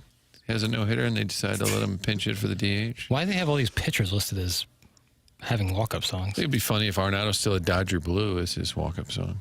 Oh, Lars Newpart, Back on My BS by Big X the Plug. You like that one? Newpart knows ball. Nobody knows any walk-up songs now because you have to be at the game to hear them. That's from MD 2020. Perhaps making a very fair point. Wow, Mason Wynn also uses Big X the Plug. And is that causing tension in the clubhouse? Can't man, no. Big X the Plug. Just Pedro Page's Cherry Pie. That's a great call. That's bizarre. Bobby Brown was the model who was in that music video, Doug. Is that who it was? Yep. Okay. Bobby with an I, not Bobby Brown of New Edition, Whitney Houston, My Prerogative fame. He had a headset on. I got you. Okay. I'll file that in the memory bank. Your thoughts on New Edition? 314-399-9646. Donnie with Desperado's classic. That's from the 636. Yeah, Desperado's a good call. Best walk-up song of all time is Colby Rasmus, Boy Foy. That's from Deke Dotem. Doug, you know Deke Probably Dotem, was. Yeah, suspended indefinitely, Dotem. And might see him between the pipes on Saturday in the Pacific Northwest. Daddy Padre says Brass Monkey Ryan Ludwig was great. That's a nice play. I loved that one as a kid. He won't be playing against the Kraken. He won't. He's not on the club. Who's not? He was never really on the Daddy Padre. He was never on the club. He sat in section 345 or something. In case like 5 other goalies got hurt, he'd come down to be the emergency backup. Eating nachos, but like also at the ready. It's the most ridiculous rule in all of professional sports. It really is. What about the lack of video review in professional wrestling? Oh, well, that's not sports. Doug, doesn't count. Would you rather them put the pads on somebody like, I don't know, Nick Leddy, or let Absolutely. Daddy Padre go in there? Absolutely. Put the pads on someone who's on the team. That would seem fair. Baseball has an emergency relief pitcher. If things just get so depleted, you go to Bachelor Baseball, sitting down where you can see the Clydesdales. He's available to pitch. And Why? Because we just don't have a better plan. Right. And the fact that this emergency goaltender might actually play for the other team as well. Yeah. Who came up with that? So you're a St. Louis kid, grew up going to the arena. Here's your big chance. However, you're now in net for the Calgary Flames, and they need you to make a stop. You're like, That happened to Jimmy O'Brien's son, right? Oh, that's right. Yeah. Was he fire up CB? I thought he was, but either way, he was the EBUG. And for the Hawks, was it? I think so. That was a different player. There was the Blackhawks. There's been a couple times where they've actually been out there playing. Yeah, Daddy Padre won the cup. No, he never did. Game 7. He warmed up one night when someone got hurt, and then somebody else I think pregame took a puck, and He was actually warming up one night, and they had to take it easy. They just stood real close to the net and flipped tiny little shots so they didn't hurt him. Like sand wedges? Yeah, from the ladies' team. Hand passes to him. Here you go. Catch this. I mean, it's a cool thing to get to do. I don't begrudge him at all. I would have done it, too, if they'd offered me that, but it's just the stupidest darn rule in all of pro sports. And so easy to fix. Every team gets an emergency goalie. Sit up in the press box. If we need you, we'll call you. Somebody at the end of his career maybe wasn't going to play in the minors. Let him sit there. Probably never get in. Get a free ticket to the games. This pathetic gaggle of Cardinal players doesn't deserve a walk-up song. Wow. Start winning. Maybe you get one then. That's from the Veiled Prophet. Gosh. They have to go there up there in silence? That doesn't seem very fair. Send a message. Hello, That already exists. Victor Scott uses his own song. Youngry? Argo. That's his music name. Argo won Best Picture in 2010? 12. The years, Tim. Ben Affleck? John Goodman? John Goodman. That was a year where John Goodman, I thought, deserved an Oscar for dual work in both Flight and Argo. God, I love Flight. Rick Ankiel, All Along the Watchtower, great walk-up song. My favorite Cardinal of all time. It's Scott's Wrinkled Nutsack. Okay. Oh. When did they start? This is crowdsourcing. When did they start having walk-up songs? Because it wasn't a thing way back when.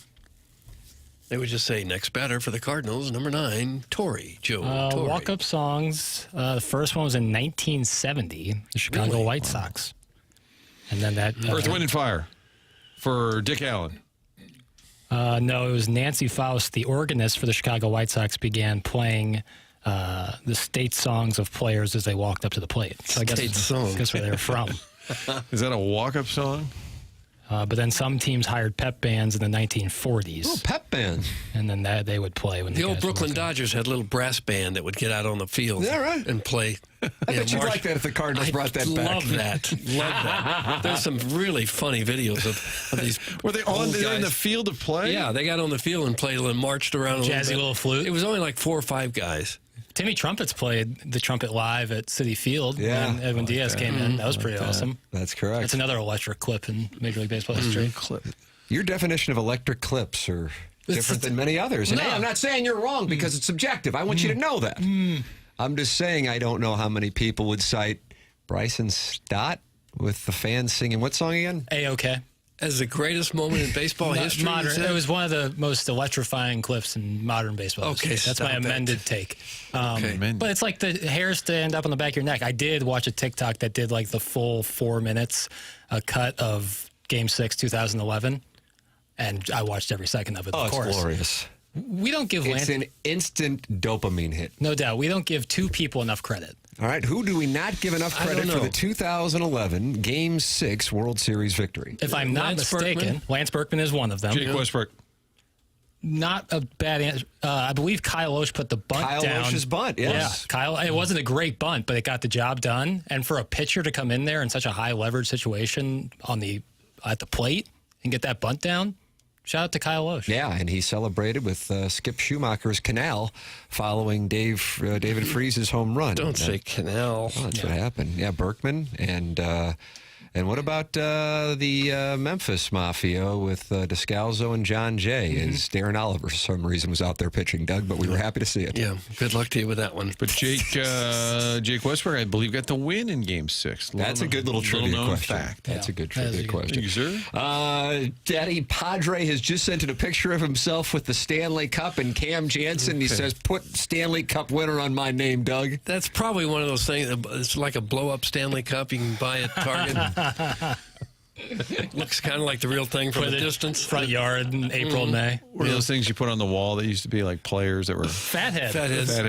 Yeah. Jackson, you're getting support from the 314. Got to give Jackson props here. That was a very cool moment with Bryson Stott. Yeah, look it up because they have... I guess we got to look this up. I'm not looking it up. They have the clip that's no broadcast. It's just the fans singing that song and then the crowd noise. I mean, it's first pitch, grand slam. It is awesome. The greatest moment in modern baseball history was David Eckstein hustling down the line on a routine grounder to second. Sure, he was out by 5 steps, but man, that effort. That's from Shooter McGavin. How about Rick Monday saving the American flag? That's a pretty good moment, wasn't it? 70. It's going back. He was in Dodger Stadium. 2 fans came on the field and started to burn the American flag. He was in the outfield. He ran up and snatched the flag away from him and brought it into the dugout. He's still calling games. Is he really? For the Dodgers. The first ever player drafted in Major League Baseball. We don't give the usher enough credit who tried to chase down the guys going after Freeze's home runs, since she's forever going to be in the highlight of the greatest moment in Cardinal history. That's from Alan Dadeville, and he loves the Georgia Bulldogs. Georgia. Did the ushers really expect the fans not going after that ball? No, but they also have to do their job. I'm sure they do, but... What were they going to do with the ball if they got it? I guess give it to Freeze, maybe? I think it was the airtight policy of nobody's allowed on that lawn. Yeah, boy. Even in the greatest moment in the franchise's history. It's probably, they're worried someone's going to get hurt fighting over the ball. It is a pristine lawn. How about the text that says justice for Jackson? Justice for Jackson. These clips are bangers. Yeah, absolute bangers. And then the next one says, Jackson, were you dropped on damaged as a child? No. The crap that comes out of your mouth. Jesus. That's right after the justice. No. That's the. I told you, life is about balance. Quinn? Okay. Bring back Bob Cuban. You remember the football Cardinals? He was always on the sideline playing. With the big red song. Dun, dun, dun, dun, dun, dun, dun, dun, dun. I like that. I like the big red. I miss the big red. Greatest recent moment in Cardinal history is when I saw 2 doughy Aftonites making out and smearing mustard on one another's faces after crushing hot dogs and cotton candy. That was during the Angels series, Crestwood Coyote. I guess. You guys ever eat cotton candy? One of the worst things ever invented. It's like eating insulation. It's the fiberglass insulation. Your hands afterwards are a type of sticky that I don't know if is humanly possible. No, it's like super glue. It's holding it all together. It sucks. It sucks so bad. And they only sell it at Busch Stadium in what looks like a laundry hamper-sized bag. Like you can't just have a little bit of cotton candy. They give you the biggest bag of cotton candy. I imagine for parents, I don't even know. That's got to be hell. Is it just sugar and air? It's just sugar. Sugar and air. What ingredients you use? Well, we use sugar and also air. Food coloring, probably. That's awful. Guys, what about the Cardinals' 42-year-old bat boy? That's from the Jerkwood from Kurtwood Martin. As you know, Keith Kachuk was not a fan of Josh the bat boy. Jesus, get this kid out. What is he? Grad school?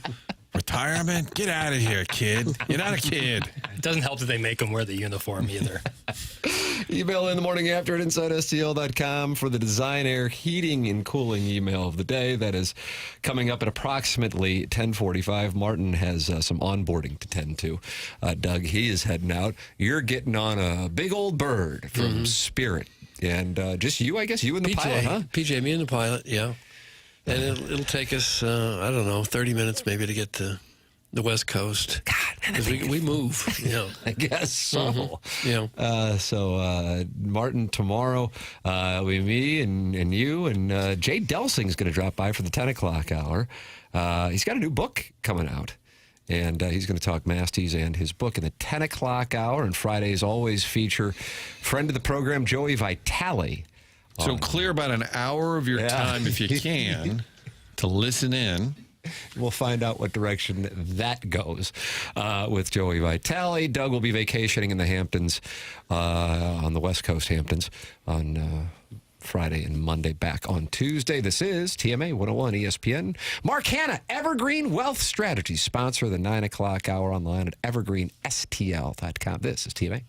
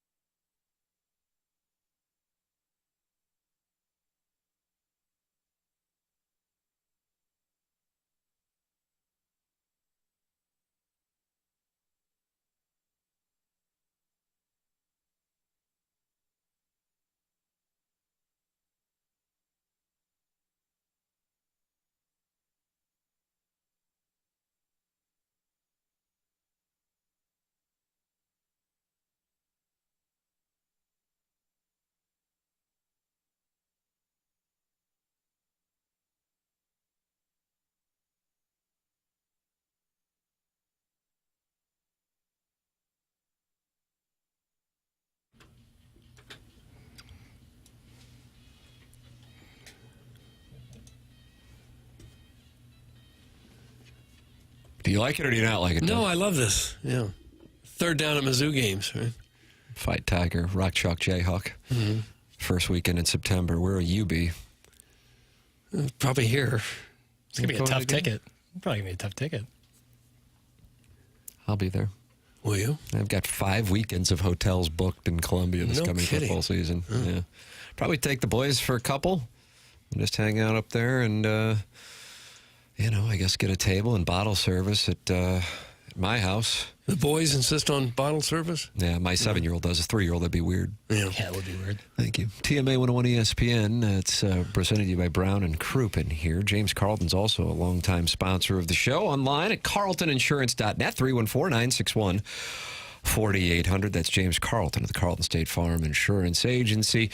And he's been my insurance agent for 6 years. First-class operation. You can call there right now and talk to somebody in St. Louis, in the offices in Webster Groves, and there's a very good chance that they're going to be able to save you money. In addition to that, you're going to have second to none when it comes to customer service. It's James Carlton, 314-961-4800, or go online at carltoninsurance.net. More than 400 5-star reviews for James Carlton and his team at the Carlton State Farm Insurance Agency in Webster Groves. That's carltoninsurance.net. If your insurance costs a leg and an arm, call James Carlton, State Farm. Brandel Chamblee was giving an idea of what it's like to broadcast from Augusta National. Okay. And I know you're going to enjoy this clip. Right. Take a listen. Okay. Hit the lever, please. This is the Foreplay podcast. Foreplay podcast, friend of the show, Riggs. He's sat right where you're sitting. Oh, did St. Louis. Yeah. Okay.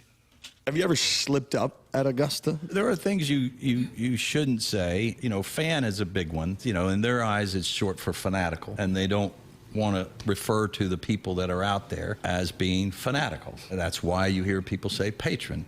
You could probably say spectator. You don't say driving range. It's tournament practice facility. No, you could probably get away with back nine. The saying is the Masters doesn't begin till the back nine on Sunday. But if you said back nine on the air, you would get reprimanded. You'd get a little... Get off your high horse. Nine. You don't want somebody to say is...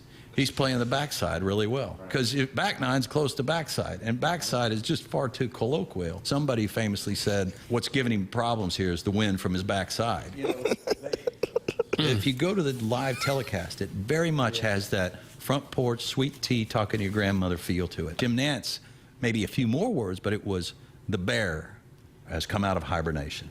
You get these great calls by Jim Nantz and Vern Lundquist, and back then it was Ben Wright, and they're judicious in their word choice, and it's softer, it's slower, and it's more reverent, and I think that's a big part of the reason why it's the best golf tournament of the year, I would argue. Oh, Doug, I would argue against that. How much do you appreciate that if you say back nine, you would be reprimanded? If you said the fans, you would be reprimanded?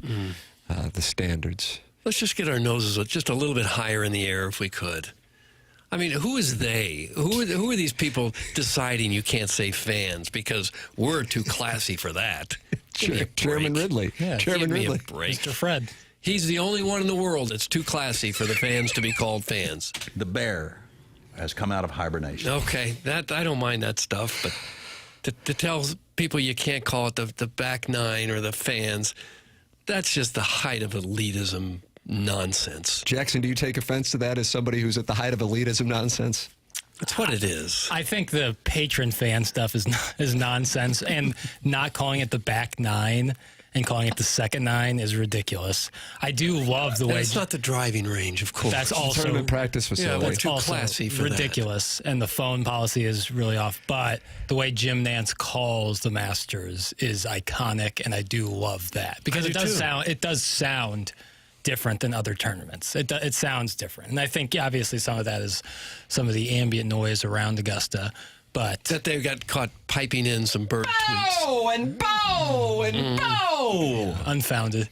But also, who cares? Like, this isn't like the Falcons. Like, they can do whatever they want. Be fun to have a little alt cast and have some guys just go the complete opposite direction with it all. I don't know if the membership at Augusta National would be on board with It'd have the to be a alt pirate cast. situation. Just. I don't know. Is that Cal May? Riggsy. Oh, Riggsy, you liked it. Doug in the Michelob Ultra YouTube chat. And this shows that it's not just Augusta National that has this practice. The Boston Market ad bot says... That's why I consider Boston Market visitors as patrons instead of fans. And see, so Boston Market is also following Augustus. So are they still around? I was just looking that up. I actually already typed it in. It looks like, yeah. Okay. Are there any locally? I'm gonna There was one over by the Esquire that I would patronize. Nonsense. Patronize. Absolute nonsense. The one in Richmond Heights says permanently closed. There used to be one by rats. South County Mall. The idea of it, though, is a little like like you can have Thanksgiving fast food. Like Yeah, ham. I thought it was going to be a big hit. You got to hanker in for ham. home-style sides. It just seems like some place where you're really fatten up. Anybody who doesn't like how the Masters is run or what everything is called clearly has never been to the Masters. That's from the 314. Take that, Doug. Yeah, well, you're right. I've never been there. And if I'm there, I would call, oh, look at the fans. Look at the driving range. Oh, my God, what an oaf I am. What an ogre. What about paying like... Nonsense. It's elitist nonsense. Call it what it is. That's what it is. What if you paid north of $1,200 for a ticket, pulled your phone out to read the text, and they said, sorry, sir, you're banned for life? I believe your phones are taken before you're allowed in. Oh, my God, like a comedy show kind of thing? Yeah, when I went and saw Dave Chappelle and Chris Rock at the Enterprise Center, phones were taken. So then on the way out, you got to find your phone among the other 10,000? I don't recall the system, but it wasn't too tough now that I think about it. Don't they give you like a box kind of thing, like a lockbox kind of thing? Yeah, like an envelope. Yeah, right. And then you get, I guess, the key at the end of it. Oh, Lord. Right. I can almost get behind the no phones thing because that can lead to problems. But it's the fact that they tell the broadcasters, don't call it a driving range. We're too good for that. It's utter nonsense. Masters is overrated. That's from the 314. But you like the Eisenhower Oak? I don't mind some of the tradition of it. It's fine. That's what makes it charming.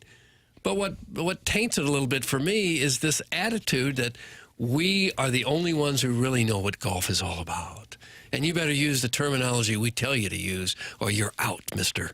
Or you'll be reprimanded. Mm-hmm. They check for them on the way in with regard to phones, and they have lockers, or you leave your phone in your car. That's from the 314. Yeah, I expect most leave it in the car. You can email in the morning after at InsideSTL.com for the Design, Air, Heating, and Cooling email today coming your way at approximately 10:45. And then you will have BK and Ferrario at 11 o'clock. This is TMA, presented to you by Brown & Crouppen on 101 ESPN and the TMA STL YouTube channel.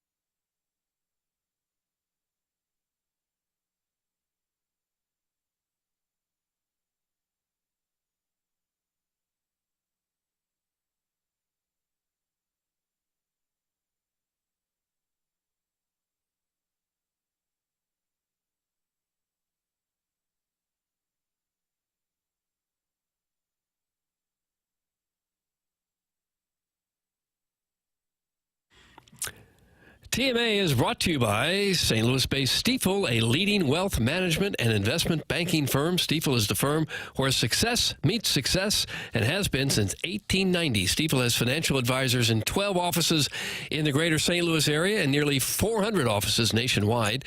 Stifel also has a full-service investment bank for institutional clients. It's one of the fastest-growing wealth management firms in the world. Been around St. Louis since 1890, still headquartered downtown today, same street where it all started. Stifel has been proud to call St. Louis home now for 135 years. They're also a major sponsor, not just of this show, but also the Cardinals and the Blues and also the Stifel Charity Classic. They also sponsor Stifel Theater. Stifel is honored to support the city, the people, and their future. Stifel and TMA, it's where success meets success. Stifel Nicholas and Company Incorporated, member SIPC and NYSE.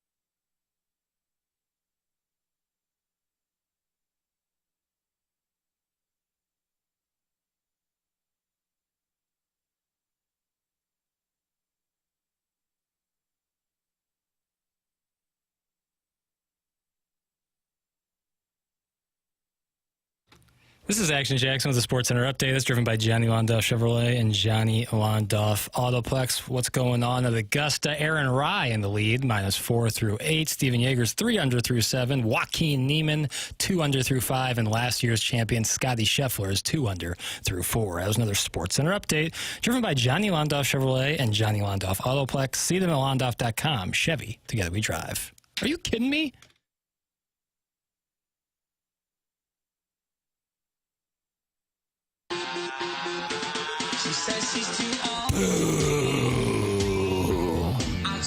Now, Colby Rasmus played This Is His walk-up music and was traded a week later. It's TMA 101 ESPN. This is presented to you by Brown and Crouppen. You can email in for the Design, Air, Heating, and Cooling email today in a matter of moments. The morning after at InsideSTL.com. You can text in 314-399-9646. That's how you can get involved in the program. Doug, Ozzie Guillen, you might remember him as the manager of the White Sox when they won in 2005, 20 years ago. He's now doing sports talk radio, and he is able to compare and contrast doing sports talk radio with managing a team to the World Series. Here's what he has to say about it. Oh, yeah, it'd be interesting. Hit the lever pail. Bro, how does this guy prepare himself every day, put up with fans like me, listen to them, every day? It's not easy. To me, it's easy to go manage every day because every day is going to be different. But it's just like every day they got to wake up early, go to work, and you have people criticize you. You got people agree with you. And you got people that think they're smarter than you. This is just crazy, there, man. I tip my hat to you guys because working on that day in and day out is not easy. Well, it's nice to get some support from the skipper. That's right. It's good to acknowledge. You think this is harder than managing? Well, that's why Mike Matheny left Sports Talk Radio and then went into managing. Right, it was an too much. Easier path. Right. It's true. And because the pay's about the same. Manager makes $3-4 million a year. Similar pay to what we're making. Right. Criticism is equal. Yeah. It's always your fault, but you never get the credit. Mm-hmm. That's what we are. I imagine for a lot of people, sitting here talking for 3 or 4 hours might actually be harder than managing a baseball team. Or less pleasant. Maybe that's the way to say it. What makes you say that? Like this. Whoever said the Masters sucks can meet me behind the TGI Fridays on South Lindbergh so we can settle this like we did in the olden days. Doug, that's in the 3-1. It's closed Ronnie's now. Plaza. Is that the one by Ronnie's? Yeah, it's closed. You could go inside and have a barroom brawl, I guess, and wouldn't be anyone there to stop you. Then go catch a picture afterwards. Film some real TMA Housewives there. Oh, that'd be a good location. So that's going to be a fight today, I guess, at the TGI Fridays parking lot for whoever said the Masters sucks. So meet there. Got to defend that with your Dukes if you can. Scotty just made an 80-foot putt, and this is what you're talking about? Ozzie Guillen and Sports Talk Radio? That's in the Crystal City Clam Hammer. And Doug, he's not happy now either. Scotty Scheffler is indeed 2 under par through 4, and he is mounting a Sunday charge on a Thursday morning. Criticism like that is exactly why many of us leave to manage ball clubs. That's correct. It's hard to hear that sort of criticism and not want to set up a lineup. Scheffler's 2 back of Aaron Rye, who is your leader. And Doug, do you have a problem with him wearing 2 gloves? No, I don't care if he wears sometimes 2 wear gloves. 2 gloves when it's really hot out there. And Timmy, boy, I take, Timmy, 2 gloves. I take a lot of heat. I take a lot of heat for those 2 gloves. In part because they're boys' mediums. Cadet. Oh, gosh. Cadet. Yeah. And they Cadet's got way too much room. Yeah, they don't have fingers, right? They just have little pincers. Yeah. Like the fact that I hold on to the club with like these metal extenders, people say that's cheating. Yeah, not easy to play that way. That's exactly right. I don't know why everyone doesn't wear 2 gloves. Why would you just wear 1 glove? Maybe everybody will when Aaron Rye completes his run to the green jacket. He is 4 under par, and he is your leader. I'm behind the TGA Fridays right now.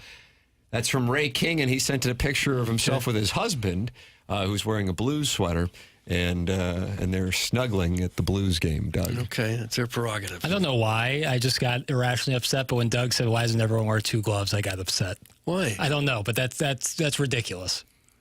Well, why is it any more ridiculous than just 1 glove? Jackson's been triggered by Doug's observation on 2 gloves. Yeah, Speaking of the 2011 World Series, you almost like Ron Washington out there clapping it up with 2 gloves on. He was clapping with 2 gloves? He was wearing batting gloves when it was cold out. A little chilly. Well, the skipper was wearing mittens. That looks better. wearing batting gloves. Why don't baseball players just wear one glove? Tommy Pham wore one yesterday or 2 days ago on his throwing hand. Oh, on his throwing hand? It was so cold. He had his fielding glove in his left, and the throwing hand had his batting glove on. Gosh. Hey, Ray King. Yeah, I said the Masters sucks. I'll meet you and I'll punch you right in the face. Oh. So it sounds like something's going to... If you want to drive to TGI Fridays, Doug, I know you're headed to Southern California, but maybe you skip the trip and just go to Ronnie's Plaza and watch Ray King and this guy fight over the Masters. Might be more entertaining. Is Ray the one kissing or being kissed? Kissing. No, he's being kissed. Oh, I don't have the picture in front of me. Good beard. Both of them have wonderful beards, and it's great to see how happy they are together. You can email in on it the morning after at InsideSTL.com for the design, air, heating, and cooling email today. It's TMA 101 ESPN.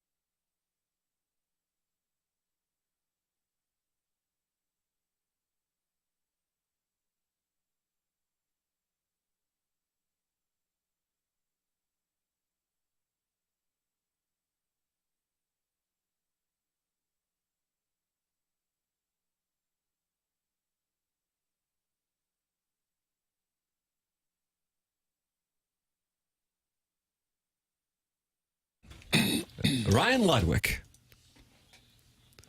It's TMA 101 ESPN. And Chairman Kurt, the Evolution Fest lineup has just been announced. Yeah, I just opened up my Instagram, and that was the first thing in the feed. They said the wait is over. We've dropped the ultimate lineup. Looks like this is September 27th and 28th. Yeah, they always do it for my birthday. And special for your birthday this year, looks like Lenny Kravitz and Sublime are the headliners. Oh, okay. Public Enemy, The Hives, TLC. Doug, of course, Left Eye passed away, but T-Boz and Chili will be in attendance. Okay, it's good. Chasing waterfalls. Pokey Lafarge, Doug. Don't know him. St. Louisan. Is that right? Silver Synthetic is down near the bottom. And Jimmy Griffin and the Incurables. Unbelievable, like Tiger Woods in 2000. And what about Sunday? I feel like I just froze you, like Wainwright with Beltran. Yeah, this just looks, it doesn't specify by date. Oh, okay. Doug, does that piss you off? I really don't care that much. How old do you think Lenny Kravitz is? Oh, gosh, 60. Zoe is like in her mid-30s. I was going to fire a bullet at 58, but then Doug will say 59, and it sucks. I'll say 64. 60 years old. Wow, Doug, I think you shipped it. Yeah. And just stylish as the day is long. Boy, howdy. That Lisa Bonet. Yeah, all-timer. Floyd Velvet says Tim is now the snuggler. What does that mean exactly? I don't know. I glance at the Air Comfort Service text inbox, assuming it doesn't violate FCC regulations. Mm-hmm. I read it, and that was at the top. Tim is now the snuggler. Floyd Velvet, who I believe we read earlier in the program. Looks like a snuggler is like some sort of blanket item, or it's a large armchair that's big enough for two people. But I call that a love seat. Yeah, I would too. Right. Yeah. Yeah, you're right as rain about that. Hey, Tim, would you please put your readers on? I love when you tease me like that. That's from Big Tough. I'm not sure I can handle that. If I were the readers? Yeah. Really? I got stuff to do today. I can't get all worked up. Boy, now that I think about it, it's been a week since I lost my readers. That's a problem that also happens. You leave them behind. That's why you need a little chain so you can wear them around your neck. Like Ben Franklin? Yeah, precisely. And left them behind, so I had to go and get new readers. What a process this aging thing is. It's not fun. You just go to Walgreens and get new readers? Yeah. Is that simple? Yeah. Okay. I don't even know if I really need... I never have them on the air, and I'm reading these tiny little hate texts throughout the program just fine. I don't know. That seems like that might be muscle memory at that point. I think so, yeah. Just read, you suck. I just can kind of recognize the outline of the S and U and just assume... Tim, can I be your concubine, perhaps? That's from Longer Than Martin's onboarding process. A very modern term, concubine. Tim, when is your birthday? I was also born in September. That's from Car Wash Dave. September 27th. That's why they're doing the concert. They always do it in honor of my birthday. Mm-hmm. Otherwise, they wouldn't be here at all, would they? That's correct. Right. Jackson, Zach Bryan, who I think his one fan's back after Brianna Chicken Fry's situation. Right. If I'm not mistaken. I don't know. Well, I think Morgan Wallen has taken more of the heat off of him.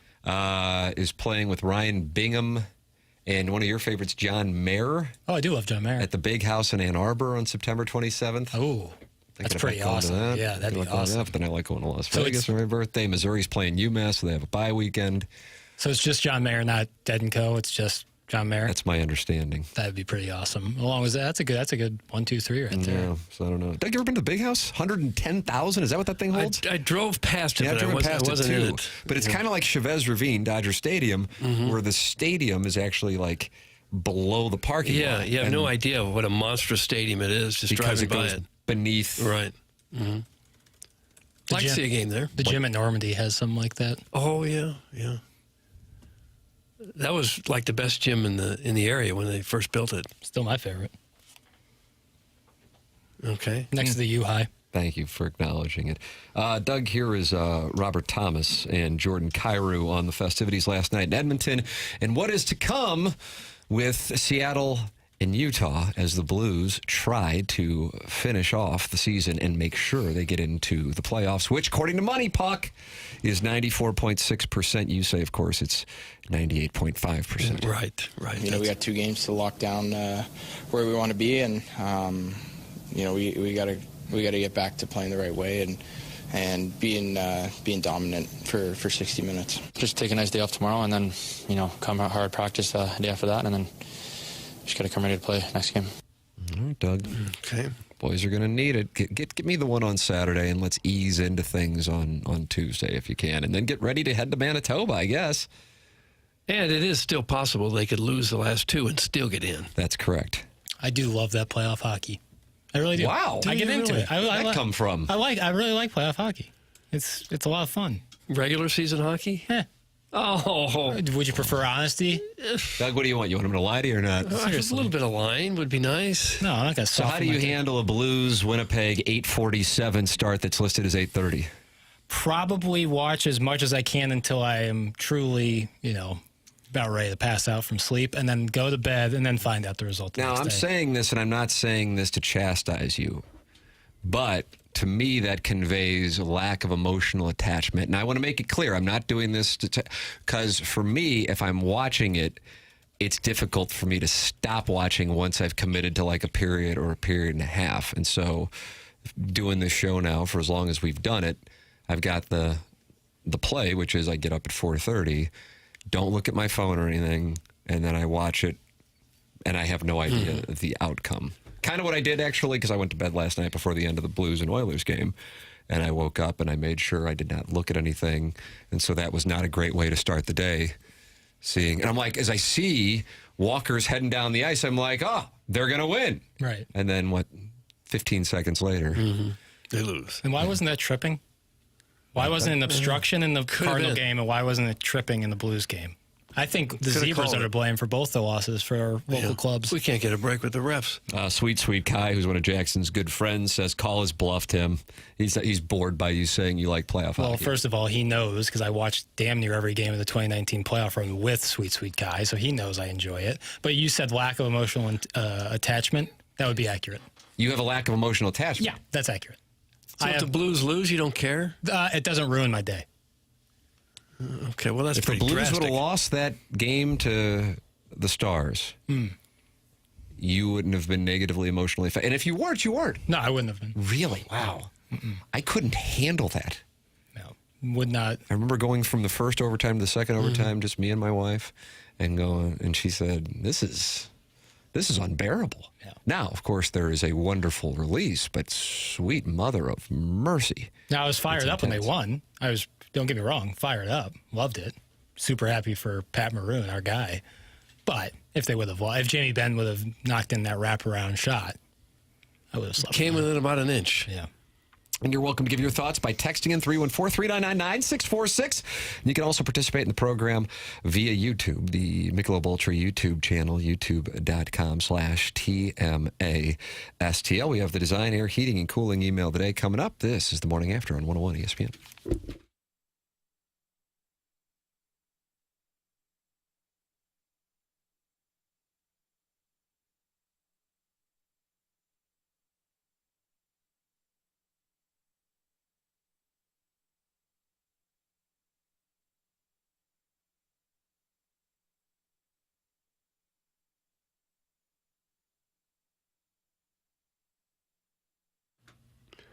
You want to get your lawn looking great this spring and summer, and you can do that if you just call Green Envy. I've had them out to my house for a couple years now.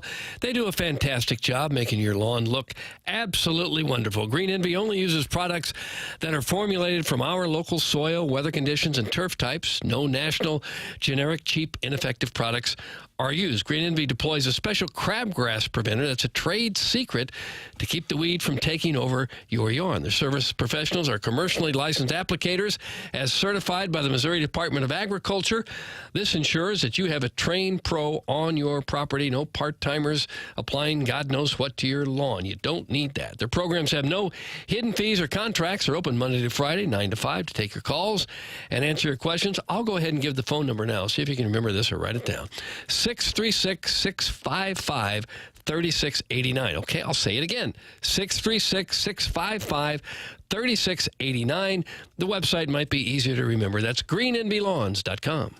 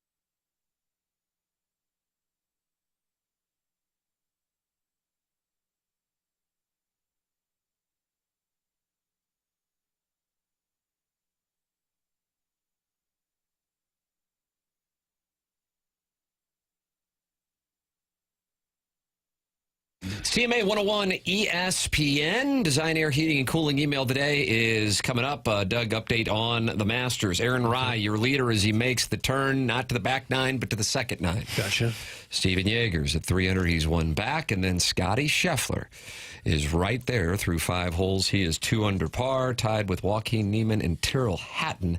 There is your leaderboard at Augusta National as the players are making their way out for the 2025 Masters. Players who are off to a rough start that may be of note to fans. Tony Finau, where he be now, 1 over. Justin Thomas, that was my play on the spread zone, which assured that he would not win.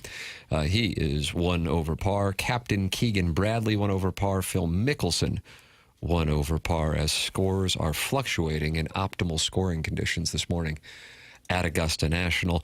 The Masters underway with Scotty Scheffler already threatening to make it 3 out of 4 years with a quick start to his 2025 Masters. BK and Ferrario coming up at the top of the hour. We'll have the Design, Air, Heating, and Cooling coming up next. This is TMA 101 ESPN.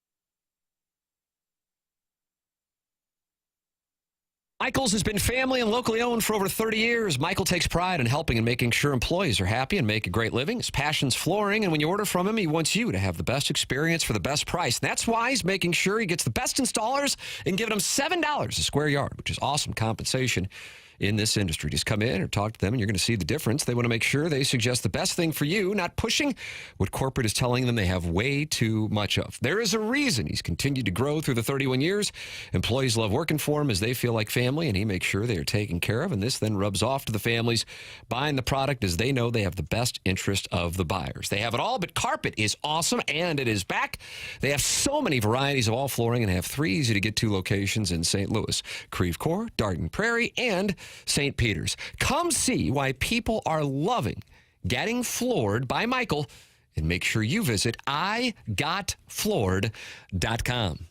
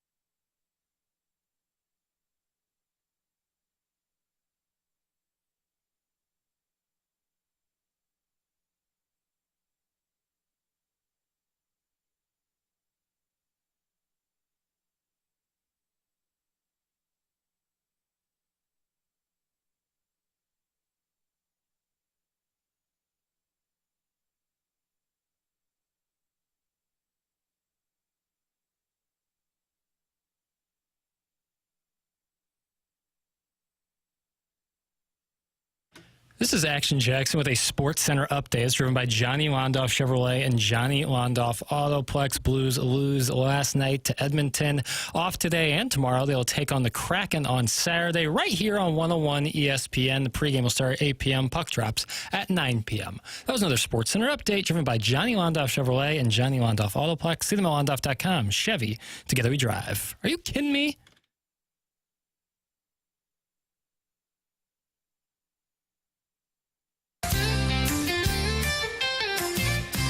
We're the Real Housewives of TMA. Come give us a chance, we'll make your day. Our shenanigans will never leave you bored. Did you just say that? Good Lord. So grab your bonbons and pour your wine. It's our turn to shine. We're the Real Housewives of TMA. Yes, we're the Real Housewives of TMA.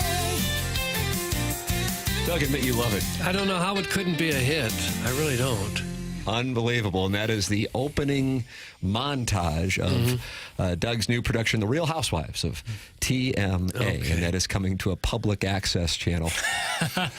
We should probably do one segment at least, just to see how it goes. We should probably run it up the flagpole. Yeah. The thing is, in a stunning development, we actually have more people interested in being a part of it than we have spots available. That's right. That's a good place to be. I've never seen any, no offense to anybody, any of the Real Housewives programming. Wow, you feel good about humanity. Right. And your lips. So there's Orange County, right? That was the big one. Yeah, that was a friend of the program, Jim Edmonds' show. It was Atlanta. Atlanta had one. And I don't think he regrets it. No, of course not. Loved it. Jersey? Is that Real Housewives of New Jersey? That's right. That's right. So. Okay, and so the idea of it is what? They just follow these women around. Are they friends? Is it like a game show? I think they're acquaintances. It's kind of like a real world feel to it. Yeah. I haven't seen much of it I don't really know either. much about the real world either. I think they do a lot of shopping. Okay. Some complaining. But there's no prize at the end, right? I don't think so. Okay. It's not like a bachelorette But we wouldn't have to situation. have regulars all the time. We could just go mix in new people frequently just to see what they've all got to say. If it goes well, we could branch off. We could do the Real Stepdads of TMA. Oh, gosh, here we go. Not a bad idea. Well, there's a lot of those out there, though. Yeah. This is a franchise ready to expand. Well, it starts with a theme song. That's how shows get started. We got that. Dolly Parton, it sounded like. Was that Dolly? That wasn't Dolly. It sounded like her. Missouri has announced that they will continue to this recent tradition of playing the season-opening football game on a Thursday night. The school just announced this morning that the 2025 opener against, Doug, do you know who they're opening up the season against? God, I shudder to hear. Who is it? Scottie Pippen. Arkansas State? No, I'm sorry. That's a dry county. What does that have to do with Scottie Pippen? I don't know. You're the one who gave the wrong school. Oh, I thought that's You were where number it went. 33. Chicago? They're playing Chicago? And that's your town? Bears. That's your I like town? Missouri's offense against the Bears offense. It's Central Arkansas, right? That's right. Central Arkansas. Conway. They had a Whataburger there, so when you would drive to Fayetteville, you'd stop in Conway to get the Whataburger. Tough test to get it going. Overrated. Bum, bum, bum, bum, bum. Wow, you're saying Central Arkansas is overrated. That's bulletin board material. No, Whataburger. Wow. They have them in Kansas City. When I made that trip to Wichita, I noticed they have Whataburgers in Kansas City, but we don't have them over here. You think it's a Mahomes thing, Texas guy? So they just put it there for Patrick? I don't know, but I would be the worst guess. Hey, I don't want to take you back to, the darkness that was the Drake game. But when I was at that game in Wichita, there were some people, because Texas Tech was playing after Missouri, saying Mahomes was there, and obviously Wichita's close to Kansas City. Do you recall him being in the building for that? I mean, I could see him just like hopping in a jet and making it a 15-minute trip over. Right. I remember him being at, they had a big upset. Did they beat Houston, maybe? Doug, did Texas Tech beat? I think they might have beaten Houston. Jackson's over there aggressively crowdsourcing. Big time. If I follow up, it's super aggressive. But I don't remember him being in the building necessarily. So, inconclusive. But Whataburger is overrated. Is it like a flat burger smashed together? Kind of. It tastes a lot like Burger King. And I don't hate Burger King, but I wouldn't go crazy over Burger King. Burger King, of course, a British-based business. It isn't. It's a tough one for me. Guys, Iggy is saying you killed his bowling segment with Lux. I don't know what that means. I remember he had some idea about a bowling video. But I don't think... Is this a YouTube chat phenomenon? Mm-hmm. What's going on? YouTube chat vehicle. Doug, did you kill a segment? I didn't kill anything. I don't know what to say about it. I ran a lot of things up the flagpole. Oh, he's saying that he ran things. Okay, yeah, I don't think we're the flagpole. No. Doug, are you the flagpole? I'm not the flagpole. All right, it's time for the Design Air Heating and Cooling Email of the Day. Oh! Hey, you guys. Gentlemen, welcome back for day 3 of the 18 Holes of Chuck. Today is Menu Madness and Chairman's Holes. Today's focus, the menu. Bring your appetite, and 2 special holes dedicated to the myth, the legend, the chairman of the TMA board himself, KG Kurt Blueberry Pop Pop. First up, the food. Headline in the menu, the French fry toilet bowl nachos. Yes, you read that right. Choose your base, waffle fries, crinkle cuts, or steak fries. Doug, if you had those 3 sitting in front of you, waffle fries, crinkle cuts, or steak fries, which fry would you grab first? Probably the steak fry. I think I would too. I like the yield. But I don't know until I'm in that moment. I'd love the opportunity. Yeah. Okay. Because all of them, I think you can make a great case for. There are days I'd want to crinkle cut. If maybe the right seasoning's on the waffle fry. See what I'm doing right now? With your hand. Yeah, that shows that the seasoning must be done just right. I might go waffle fry, but I do like a good steak. Steak fry is a good blue chip fry. It is. Yeah, you can't really go wrong. The ceiling is relatively low, but the floor is so high. Yeah. Or don't choose. Just pile them all into that glorious carb mountain and dig in like the proud Jeffco fatty you know you are. Chairman, you approved of this email, so I guess... Seriously. I think it's just named after me. I don't know if that part was directed. That's what I'm telling myself, at least. Coming in hot at number 2, our Daddy Butter tossed chicken wings. We don't know what Daddy Butter is either, but it tastes like bad decisions and pure happiness. Now, on to the holes. Hole number 2, the majestic par 5 winds through the rolling hills that'll have your calves crying for mercy. And that's the point. We want your calves to be chairman-level majestic.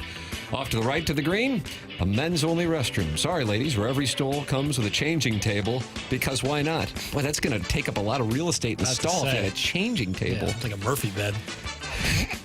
Right next to that, a mysterious, oddly perfect circle on the wall. We won't say what it's for, but legends say it's been the scene of intense moments. Hole number 8, this bad boy's a tight little 186-yard par 3. But before you swing, step up to the Busch Light waterfall. It's chilling, it's flowing, and yes, it'll be spitting directly into your mouth just like the chairman intended. Feeling a little off your game? Toss the cart girl a couple bucks and she'll hit you with a mouthful of pre-workout. You're welcome. Approach the green with caution. Standing there in a red wine-soaked girdle will be our pin tender, ready to chase you down in celebration the moment you sink that putt. It's day 2, boys. Let's get weirder tomorrow. Thanks. That's head greenskeeper, course designer, Chunk in the Chuck. Chunk in the Chuck. Guys, I'm starting to think this Cardinal team isn't very good. When you get outclassed by the Pirates, you're dangerously close to rock bottom. The Buccos actually tried to lose that game yesterday, and the Redbirds still couldn't beat them. Last time I checked, Pittsburgh hadn't won a series all year and even lost 3 out of 4 to Miami. For context, the Marlins hosted a barbecue every single day for 6 straight weeks during spring training, and somehow they have a better record than Ollie's bunch. Speaking of Marmol, does he have access to the batting averages? I mean, is he even aware that the guy he chose to be the, quote, designated hitter is only hitting 102? Let someone else bat second, for the love of God. Contreras obviously cares, but he went 1 for 6 yesterday, and his average went up.